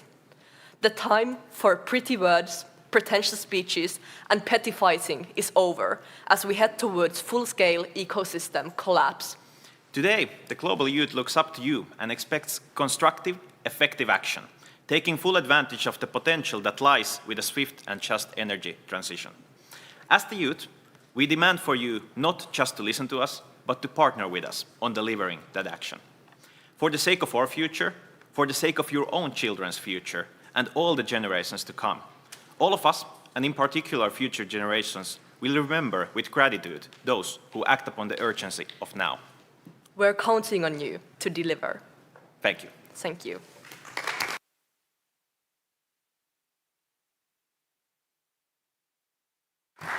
So very many thanks to our colleagues for this impressive duet, if I may say so, wonderfully delivered.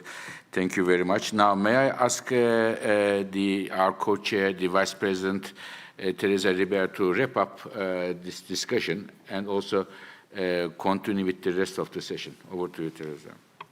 Thank you, Fatih, and thanks to you all, because I think that the overview is quite an interesting set of issues that you have raised in this preliminary conversation. So I think that it is worth it to ensure that we have at least half an hour to exchange views with some of the ministers around the table. But allow me to underline some of the messages that I consider that could be, I would say, quite supported by all your interventions. First, the comment on please be consistent. Be consistent with what it has already been agreed in 2015. Be consistent then with the signals that we provide in the COP in Dubai. So what about the fossil fuels? That's something that comes up from all of you. So with different perspectives, different views, but I think that Maria stated in a very nice manner, hey, this is the source of the problem, how we can handle that and how we can introduce this reference to the need to get rid of fossil fuels and how we can do that while ensuring at the same time that there are alternatives that can provide affordable and sustainable energy for all. So the question is whether there has to be a strong signal on new fossil fuels that should not be acceptable and stay in the ground, as it has been said by the NGOs and the science for a very long while. How we can accommodate the transformation of the existing ones.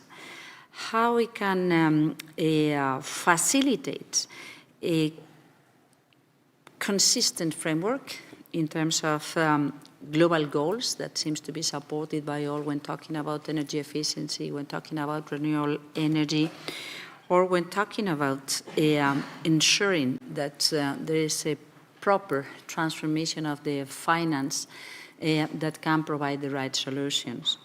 Ensuring the finance is, of course, something which is very important for all. There are reference to the finance for a very long while already that has been enriched along the years. So what about the subsidies to fossil fuels? What about the role of the multilateral and national development banks? What about the institutional framework for the international finance? What about new and innovative sources of finance to ensure that we can ensure that we do not increase the problem, but we allocate the funding to solve the problems while ensuring a proper development by every single society. I think that this is why it is also important, the comments that you made on inclusiveness, ensuring not only that the loss and damage can go forward, but that the decisions, the provisions do take into consideration the expectations of the different regions of the world, how to ensure access to energy, how to ensure access to finance, how to ensure that we do not only count on net zero emissions, but what we could say net zero poverty, how we can ensure that things do provide solutions in this context.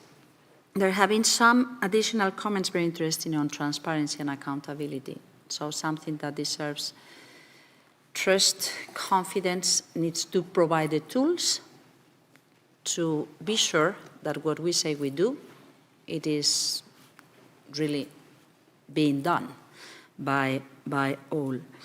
And there have been some very interesting comments. We don't need heroes.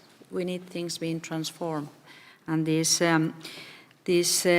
demands a cooperative approach on technology innovations, on approaches for development, and on solidarity. So I think that this goes very much along the lines that have been introduced by you all, but I'm sure that there may be questions and it changes in this conversation, in this first session, that it is open to the different constituencies being represented in this room, to avoid fragmentation, but at the same time to ensure consistent pathways coming from each of us towards something that should be facilitated by the institutional action, but that does require commitment from every single private player in this world. So if it is okay with you all, I have some ministers that have already signaled that they could be very happy to make some comments or question marks to you, starting by our Commissioner, Kadri Simpson, the Commissioner in charge of energy in the European Union. So, Kadri, please, go ahead. Thank you, Teresa. Good morning, everybody, and thank you also for inviting us all here. It was a very impressive first panel, so my thanks are going also to all the speakers. And as Teresa mentioned, I'm responsible for EU energy policy. And I heard your request that setting in place clear regulation and making sure that new future-proof investments will also return some safe revenues, we can even further accelerate the green transition. And this is exactly what we are doing at EU level. So by setting ambitions under the European Green Deal, European Union aligned its energy and climate policies with Paris Agreement. And just some facts, last year, 2022, more renewables than ever before were rolled out in European 27 member states, and we made efficiency gains 8%. This is an unprecedented amount. So last year, 40 gigawatts of new solar and 19 gigawatts of wind were installed, and we already know that this year will be even more impressive. Europe is really experiencing a true renewable energy revolution, and it gives us a confidence to believe that getting back on track with 1.5 degrees is possible. Altogether, we must massively invest in the deployment of the technologies of today and, at the same time, develop the technologies of tomorrow. So we continue to invest into research and innovation, and we have to scale up also the new clean technologies. We all know that this April, President of the European Commission, Ursula von der Leyen, proposed at the Major Economies Forum on Energy and Climate that we need to triple the world's renewable energy installed capacity to 11 terawatts, so by 2030. And also, we might still keep 1.5 degrees in reach if we also double the rate of energy efficiency improvements. Without energy efficiency, it will be impossible. We know that this is very ambitious, but it is achievable. So we must remove barriers and create the right incentives for renewables and energy efficiency. We must unlock public and private funding, especially in developing countries, for whom the high cost of capital makes clean energy more expensive. And we must upgrade our infrastructure. So we must bring also our manufacturing industry and our workforce at scale, and we must create resilient value chain. This is what the European Commission is prioritizing also here in Europe, and together with COP28 presidency, we are proposing to put all these objectives together into a single pledge to be launched at COP28.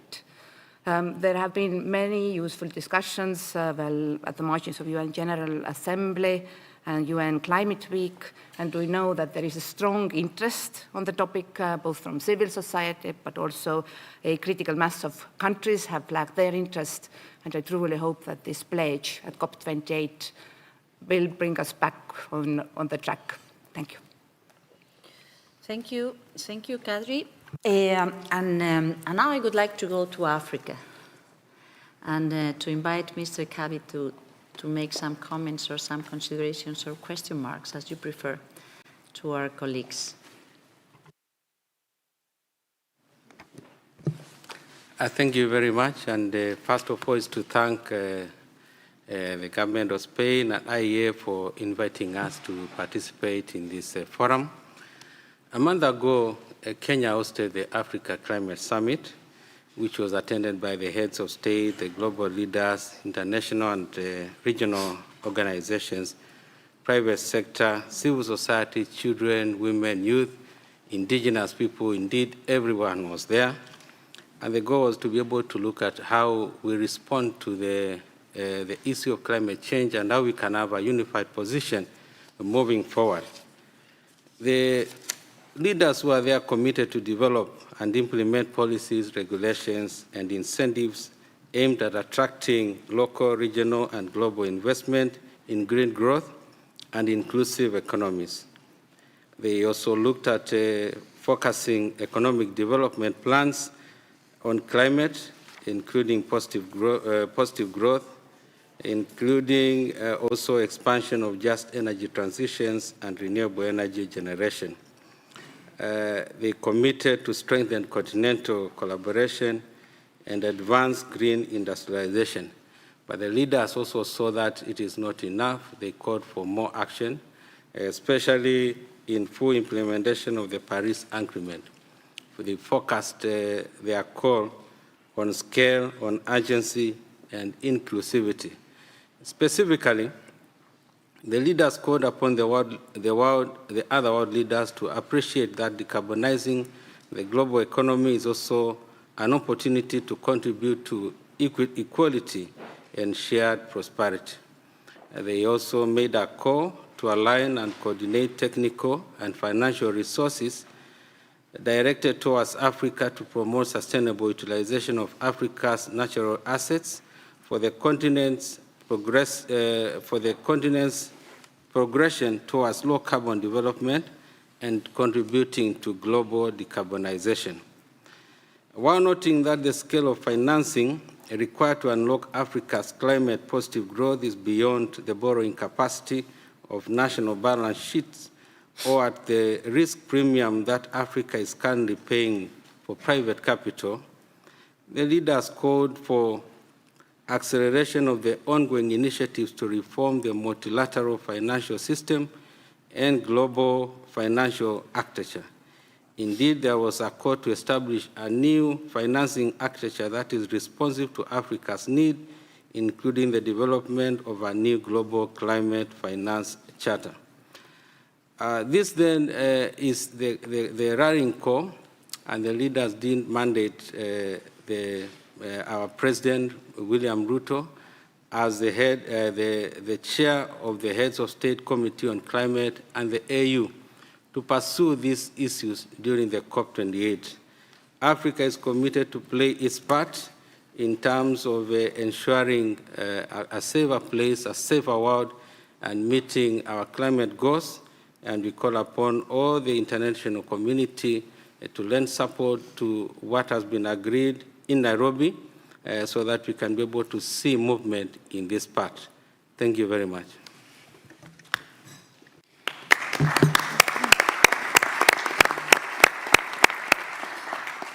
I think that it was quite a strong meeting that you held in Nairobi a couple of weeks ago, and I think that that strengthens a lot the capacity and the positive expectations out of the COP.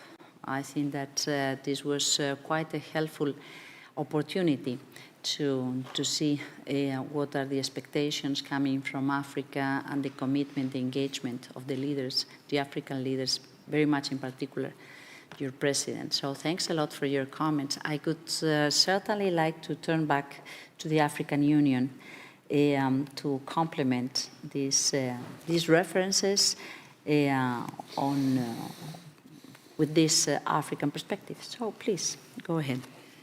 Thank you very much, Excellency, and allow me at the outset to thank you and your team, your country, for the very warm welcome and for the excellent visit yesterday, and congratulate you again on this beautiful, beautiful gallery we visited yesterday. And my thanks also go to my dear brother, Executive Director of the IEA, for fantastic work that you have been carrying out, not just for the IEA, I think for the globe.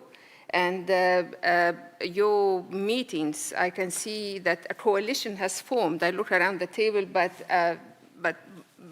friends, I mean, that we are coming together every time. Excellencies, let me just point out, again, Africa is front and center when it comes to climate. And no one can even afford to ignore Africa if we are really serious about climate.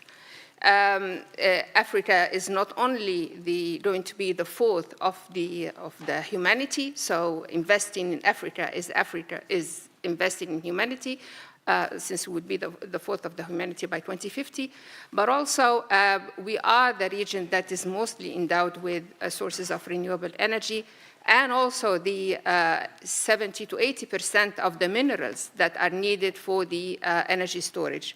So again, if we are serious about climate issues or need to resolve the energy crisis, then Africa is key. However, and paradoxically, Africa is also where energy has been a crisis for a very long time. More than half of our population do not have access to electricity. 90% of our population do not have access to clean cooking. So forgive me if our narrative is different from what is being said here. We're not talking about transition. We're talking about basic rights, about universal access to electricity and to clean cooking. And we are calling for solidarities, for real and renewed partnerships and deliverables and actions, not only in COPs, but in the 11.5 months throughout the year, that we are seeing, from COP to COP, and not just speeches in COPs. And the way to do that, one, and has been mentioned several times, is affordable finance. And we cannot continue with the current financial instruments that exist. They do not allow us to honor the commitments of tripling or renewable energy, or any energy actually, or doubling the efficiency. We need to look at the chain, the whole value chain of energy end to end. So not just the generation, but also all the infrastructure needed to go all the way to the last mile. We need also the enablers such as digitalization. I'm happy that Africa is the region that is digitalizing the fastest. We also need to look at transport, things like railways, mass transportation in cities, not cars. We are not talking about cars in Africa, but the mass transportation in the form of cleaner urban transportation and as well as railways. And most and foremost, we need the capacity building and the technology transfer. Remember, we can very much be the region that helps with the supply chain and the diversification due to the availability of labor, the resources, and the closeness, to all international markets, and Africa is very well positioned to be the supply chain for an important critical part of the supply chain worldwide for cleaner energy, but also all the the products, the new products such as green hydrogen, and the industries built on this green energy. And here I refer again to a fantastic report by the IEA on the green industry and the green strategies, which are opening new ways of seeing things in the world. Excellencies, as we said always, we need the actions, not the speeches. We can turn this crisis into the biggest development projects of all times. A crisis is a blessing in disguise. There are tremendous opportunities for businesses, and they are all linked one way or the other, and actually in many ways, to Africa. So investing in Africa is investing in your future and also in your present. So let me just conclude by repeating the motto that we had all said during COVID. We are not safe until and unless we are all safe. We are in this together. So let's have the discourse, the narrative, and the actions cater for all of us, especially the developing world, and especially for Africa. And I thank you.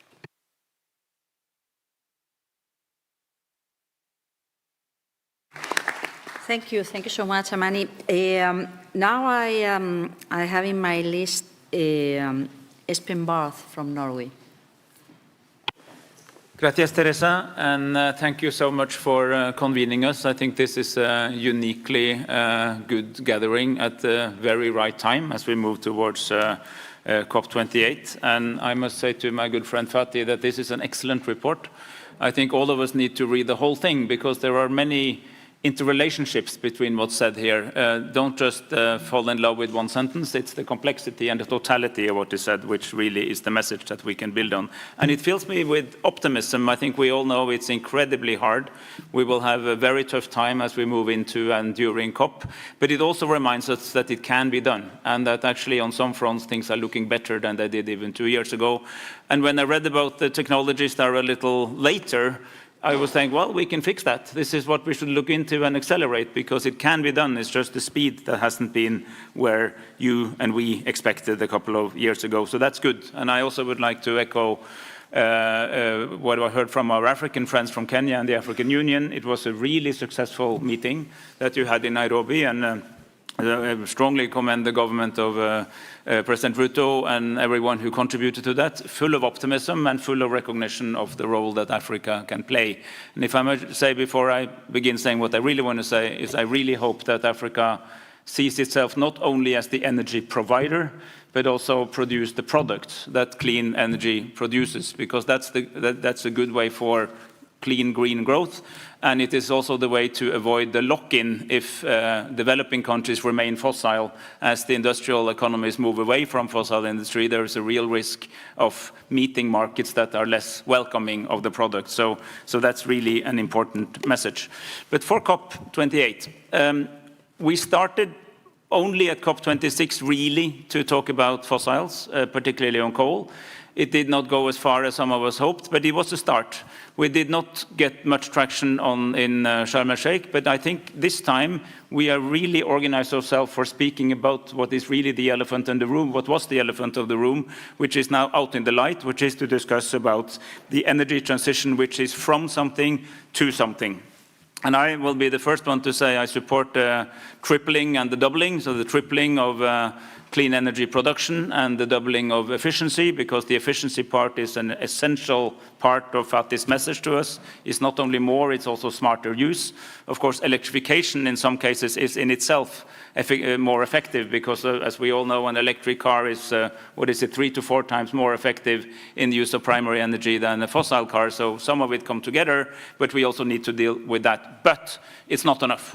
And we have to be frank about what we need more of is not enough, because the world has a colossal thirst for energy and can, in principle, use all the energy that will be produced. So if we are not careful, we will have an energy addition towards clean without an energy transition. An energy transition is something has to go down for other things to come up. And but you also need the new energy sources, and also, as importantly, the new uses of energy to be up before actually you effectively get rid of the old. So that is the totality here. I think that means that we need to discuss that as a goal, but we also, as Lawrence very correctly said, we need to go into the details now. We are now at the mature, and this is the NGO communities, the business communities, governments.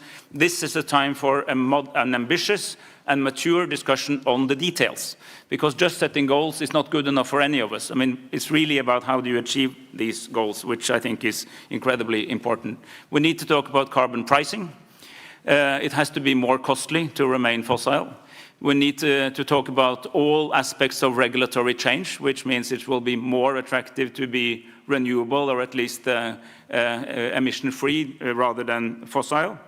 And we need to talk about support for technological development, for the development itself, but also for the transfer of technology to emerging economies and developing countries. And there's good news and bad news for developing countries. The good news is that the new energies are generally cheaper than the old. So you're actually replacing expensive fossil energy with less expensive renewable energy. The bad news is that it doesn't just happen. You need to invest, you need an upfront investment, and here comes the cost of capital, technology transfer, and the need for more advanced regulatory regimes. Because burning coal is very easy. To have a stable, complex electricity system is cheaper when you have it, but more complex. It requires sort of not only money, but also organizational change. I very much agree with the business community's strong message that signals are helpful for business. It's good for investors to know what the world will look like. My sense is that investors, CEOs, innovators in business want clearer messages that we tend to come up with, because they can do it, but they need to know what to do, right? And which direction to move, which direction to develop. And then we need to also read thoroughly what is said here. We need the future energy system needs electrons wherever you can use them, because electrification is normally the best thing you can do, but we need a lot of molecules, and they have to be clean. So they have to be produced somewhere. And here, I heard from our dear friends in the civil society, they said they would hold us to account. You should, I think you do, and you should. But you were also ready to help. And then I have a suggestion for where you can help, because if you read the whole book, we need a colossal build-out of renewable energy.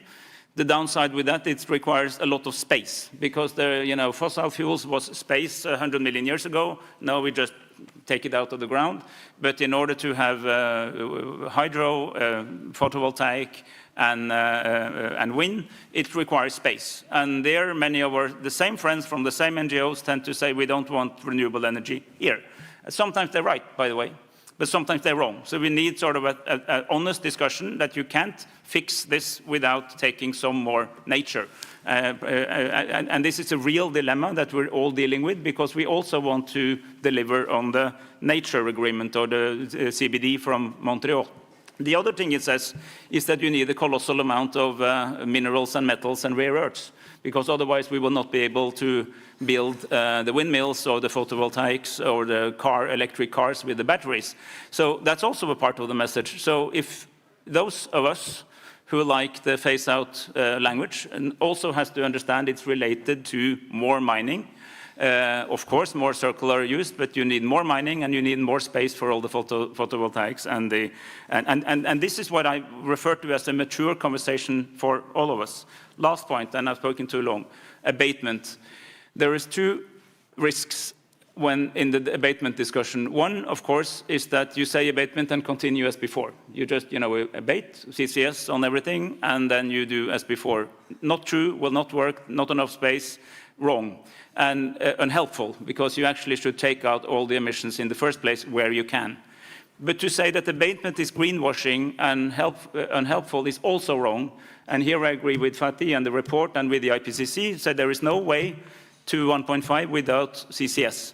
And CCS works. I think what we need to do as we together, and this group is a good group to start, when we say phase out of unabated fossil fuels, let's define where we think abatement is a good idea and where we think abatement is wrong. And that's also part of this mature discussion, which we should have now, because finally we are there, where so many people wanted to come, to a place where we will discuss the full complexity of energy transition at the COP. First time, let's use this opportunity as good as we can and recognize the intrinsic internal dilemmas that it comes with, and which came very well out in Fatih's excellent report. Thank you for the attention.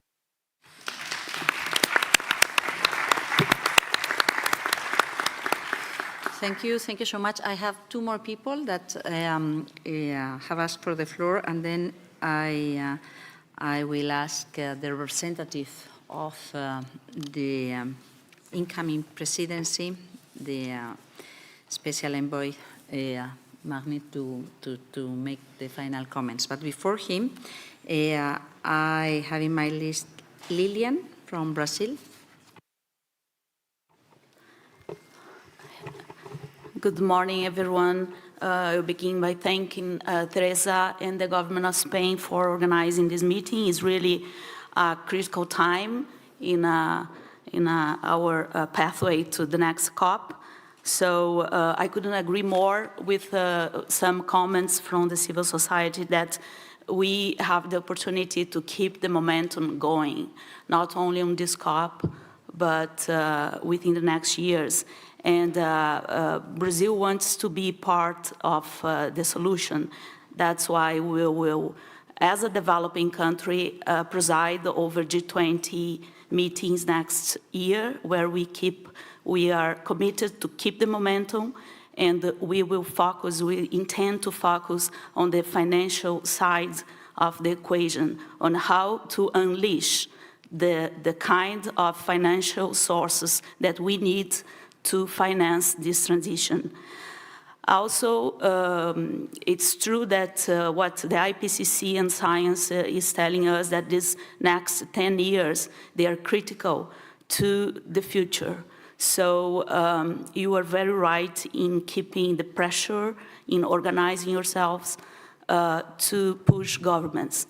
But I think that it is very important, and I congratulate Spain for inviting you, because societies are part of the deal. It's not only you governments doing what has to be done. Governments will react to their constituencies. Their constituencies will tell them the pace of the changes, because for some countries, the change will be costly. It's a very hard choices. Now, the world is based on an energy system that runs on fossil fuels. To change that will take a well-crafted planning. Otherwise, we will put ourselves in a big energy crisis. And no government will sign up for an energy crisis. So my second point is something that the European Climate Foundation representative said. Not only targets, strategy on how to get there. This will be essential to allow some results at the COP and in the next years as well. As you all know, the legal international pact to fight climate change is based on some pillars: reduce emissions, adapt, and implement. I think that developing countries want emphasis on the implementation side. And as we are getting to the global stocktake exercise, and the minister of Denmark is one of our facilitators, he's doing a great job, you see that many countries, they need focus on means of implementation.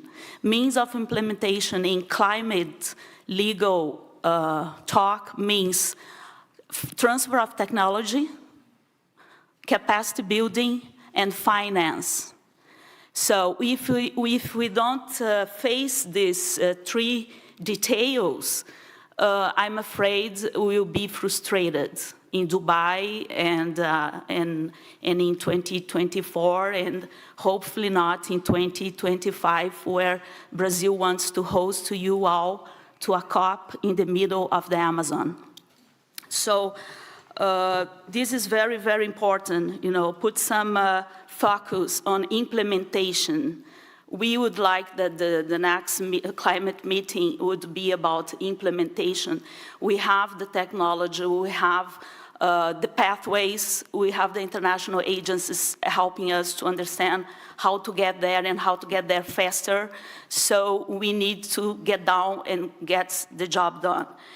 So regarding the long list of targets for the next COP or for our transition, Mr.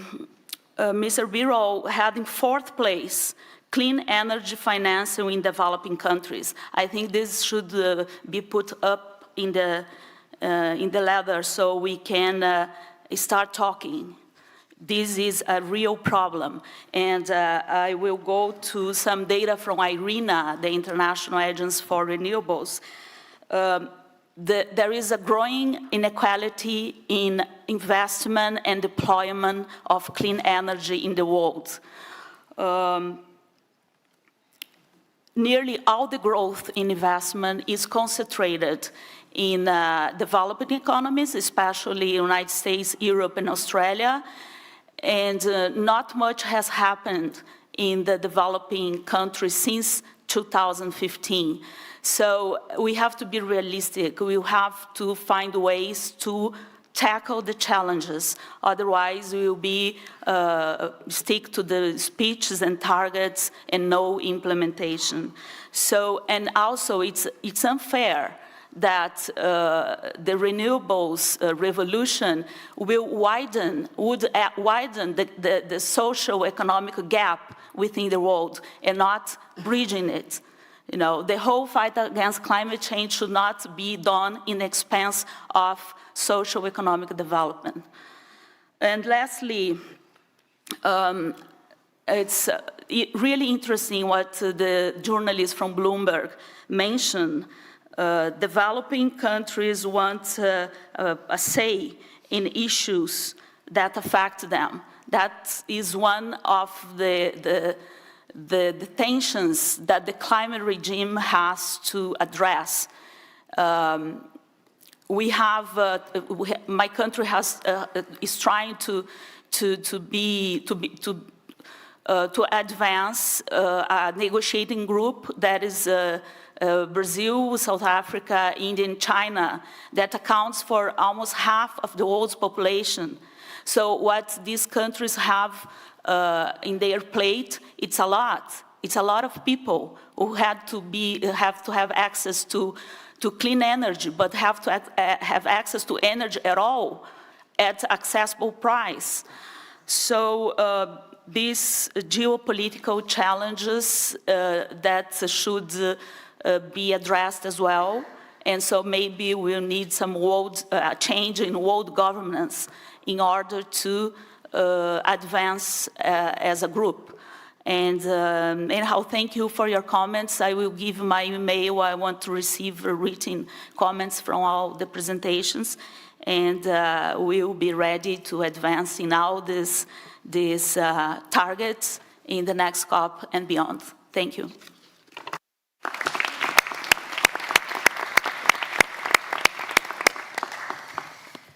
Thank you so much. And finally, Leonore from Austria. Thanks a lot. For the sake of time, I cut out the thanks, but one. Thanks to Kenya for hosting the Africa Summit. I think this was really a crucial milestone on our way to this year's COP. much has been said, the debate has been very rich, so I will focus on 3 points and one question, one ask to all of you who came here today also to give us your input.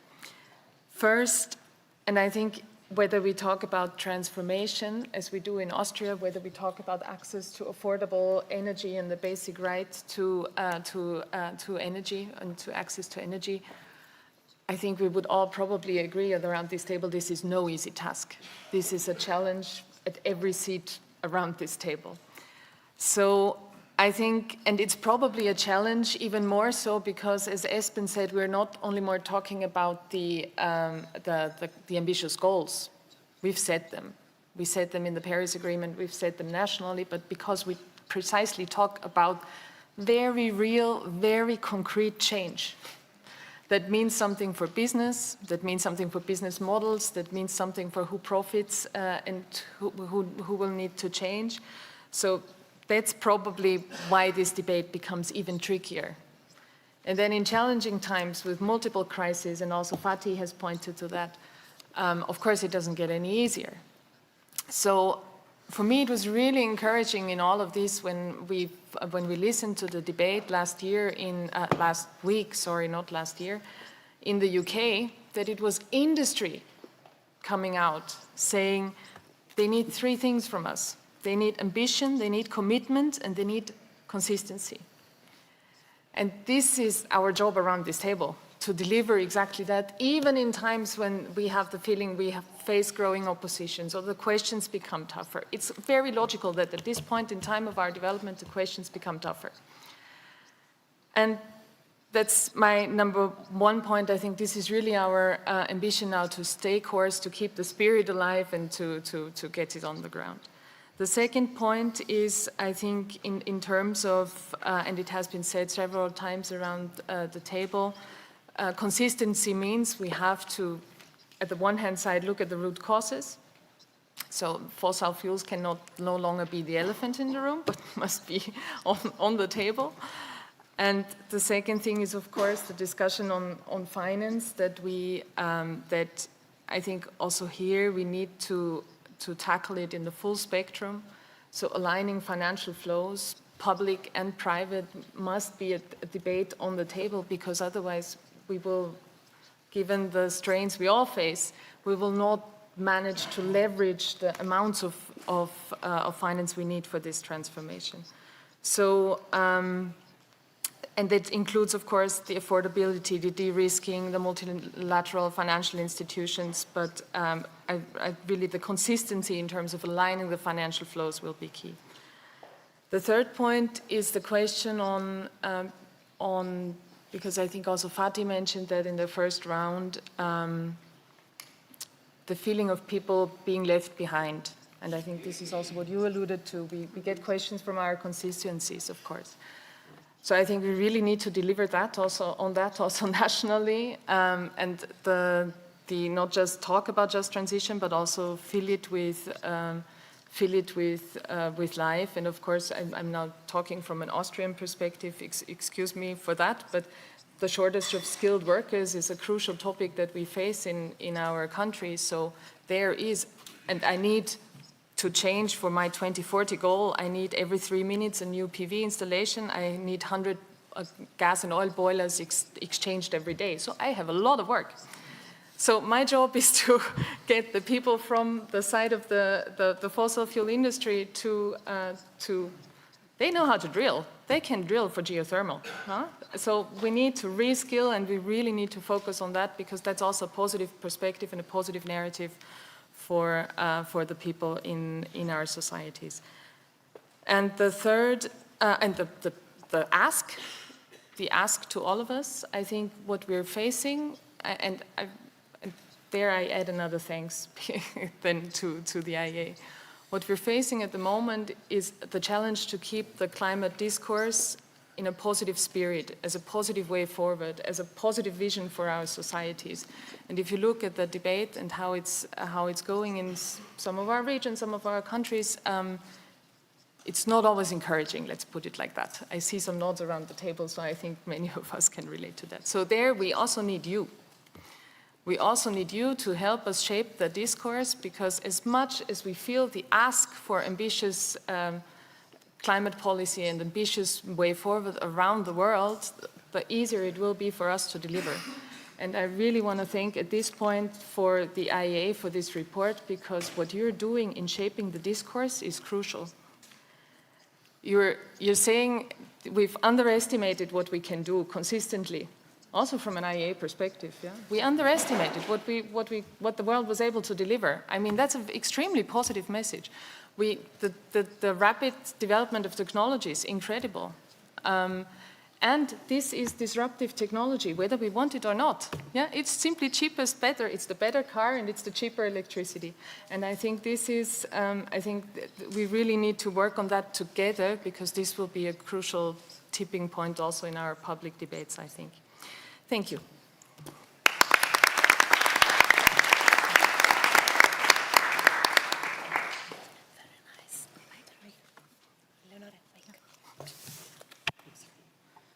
Oh, thanks a lot. I think that it is quite interesting what we've heard. It is emotions, it's shaping opportunities, it's lots of homework back to the civil society, it's expectations and looking at governments on what we do.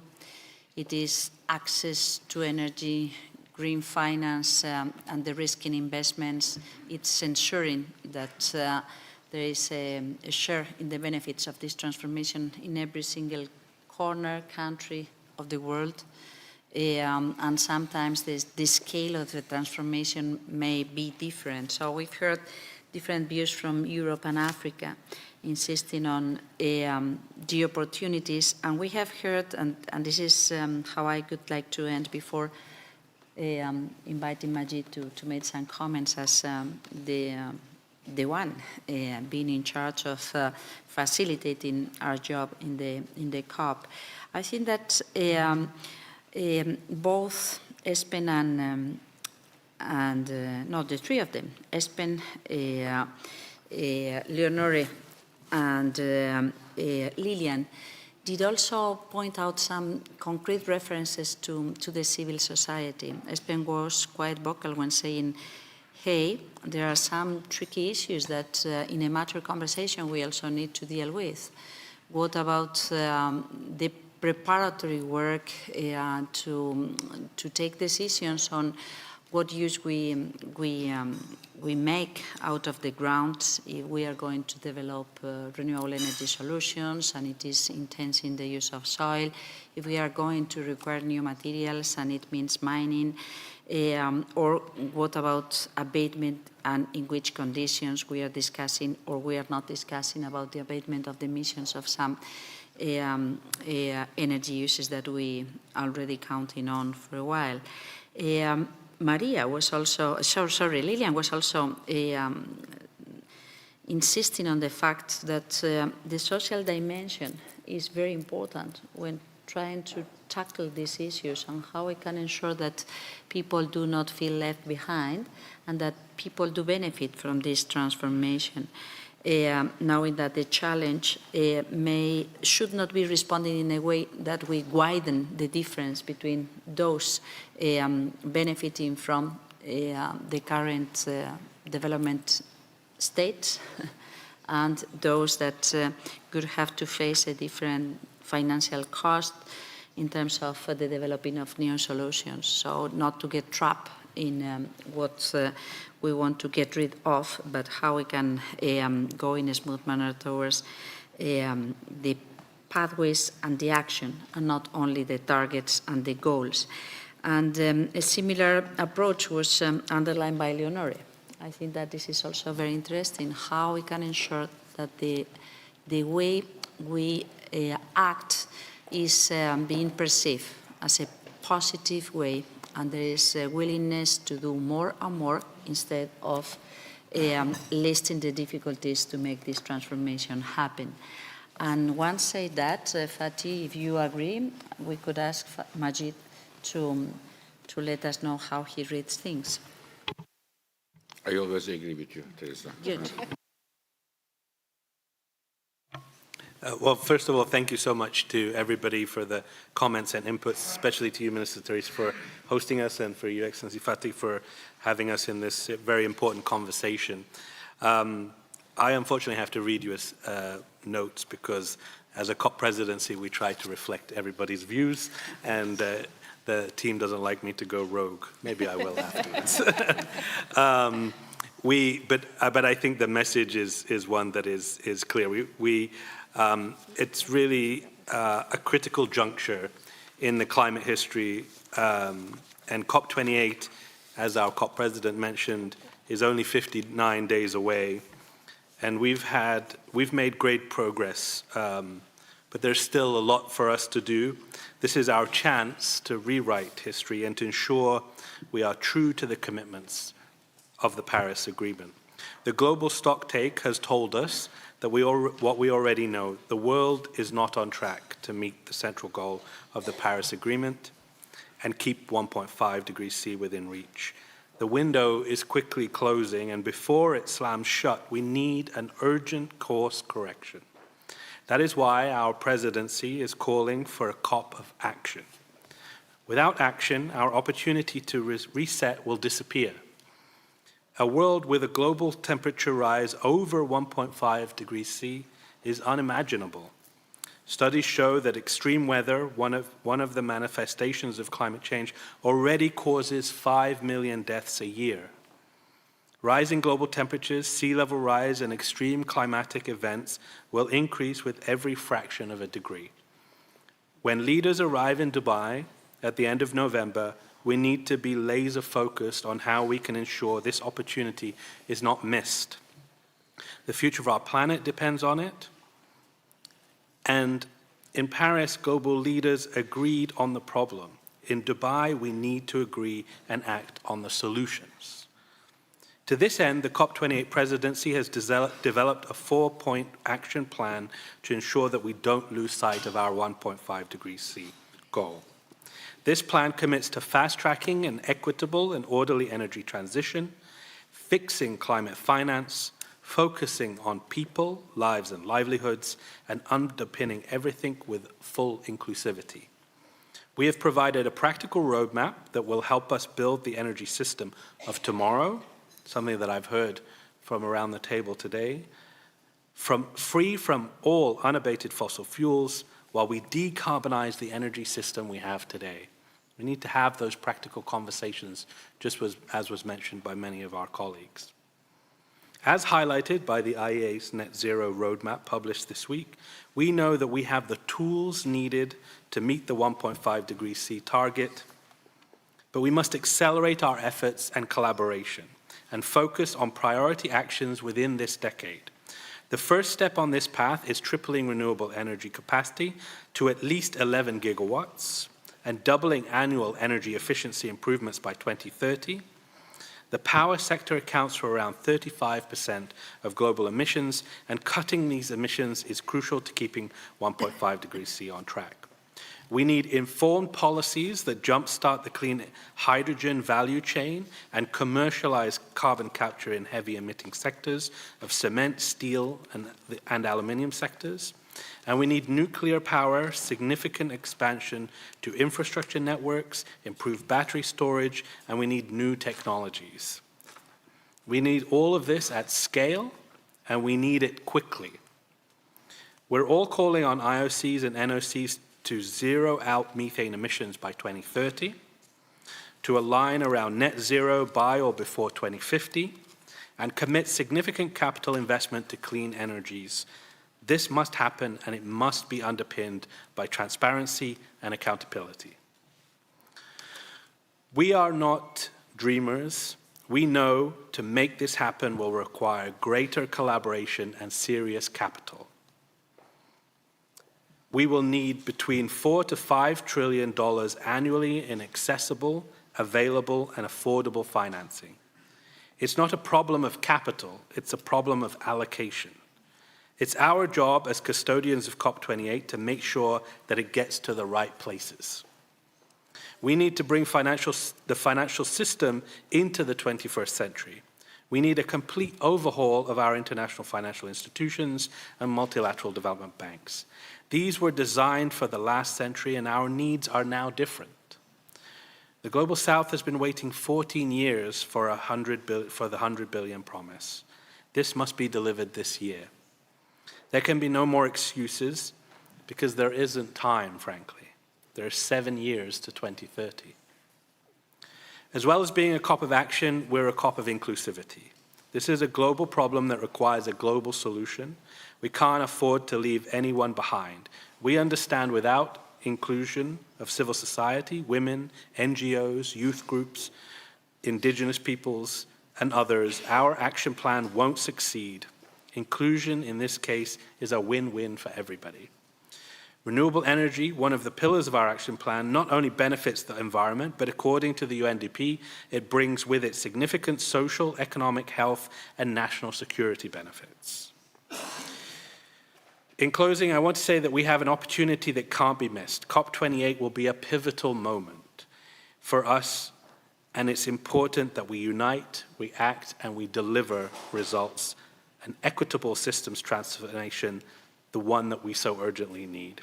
For that to happen, we need your support to send a clear signal to the global community and to drive this agenda forward. And I look forward to seeing all of you in the UAE because, as I mentioned, I would go a little bit rogue off of the thing. What I've heard today is a lot of passion and energy, but we need to transform that into practical solutions. What we are saying is, as a COP presidency, is that at COP28, we are providing the platform, we're providing the opportunity, we're convening the conversations, we're bringing everybody together to discuss the hard questions, and we're asking those hard questions. But we can't do this without your support. And when we say your support, we mean the support of the parties to deliver the outcomes that we need in the negotiations, but also the support of civil society, of business, of NGOs, to come with the commitments and the actions that they're going to announce at COP28. And I say that, I want to repeat that. We don't need you to come to have the conversation at COP28.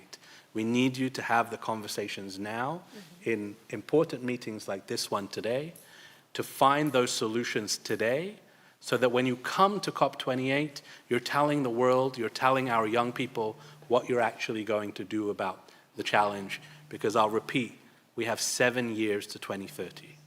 And any major plan or project or policy that is going to make a difference, we all know takes about 3 to 5 years to work. That means it has to be decided now, and we don't have the time. So please join us, be part of COP28, help us to make this the most significant COP, and I thank you and sorry for taking more time than needed. Thank you very much.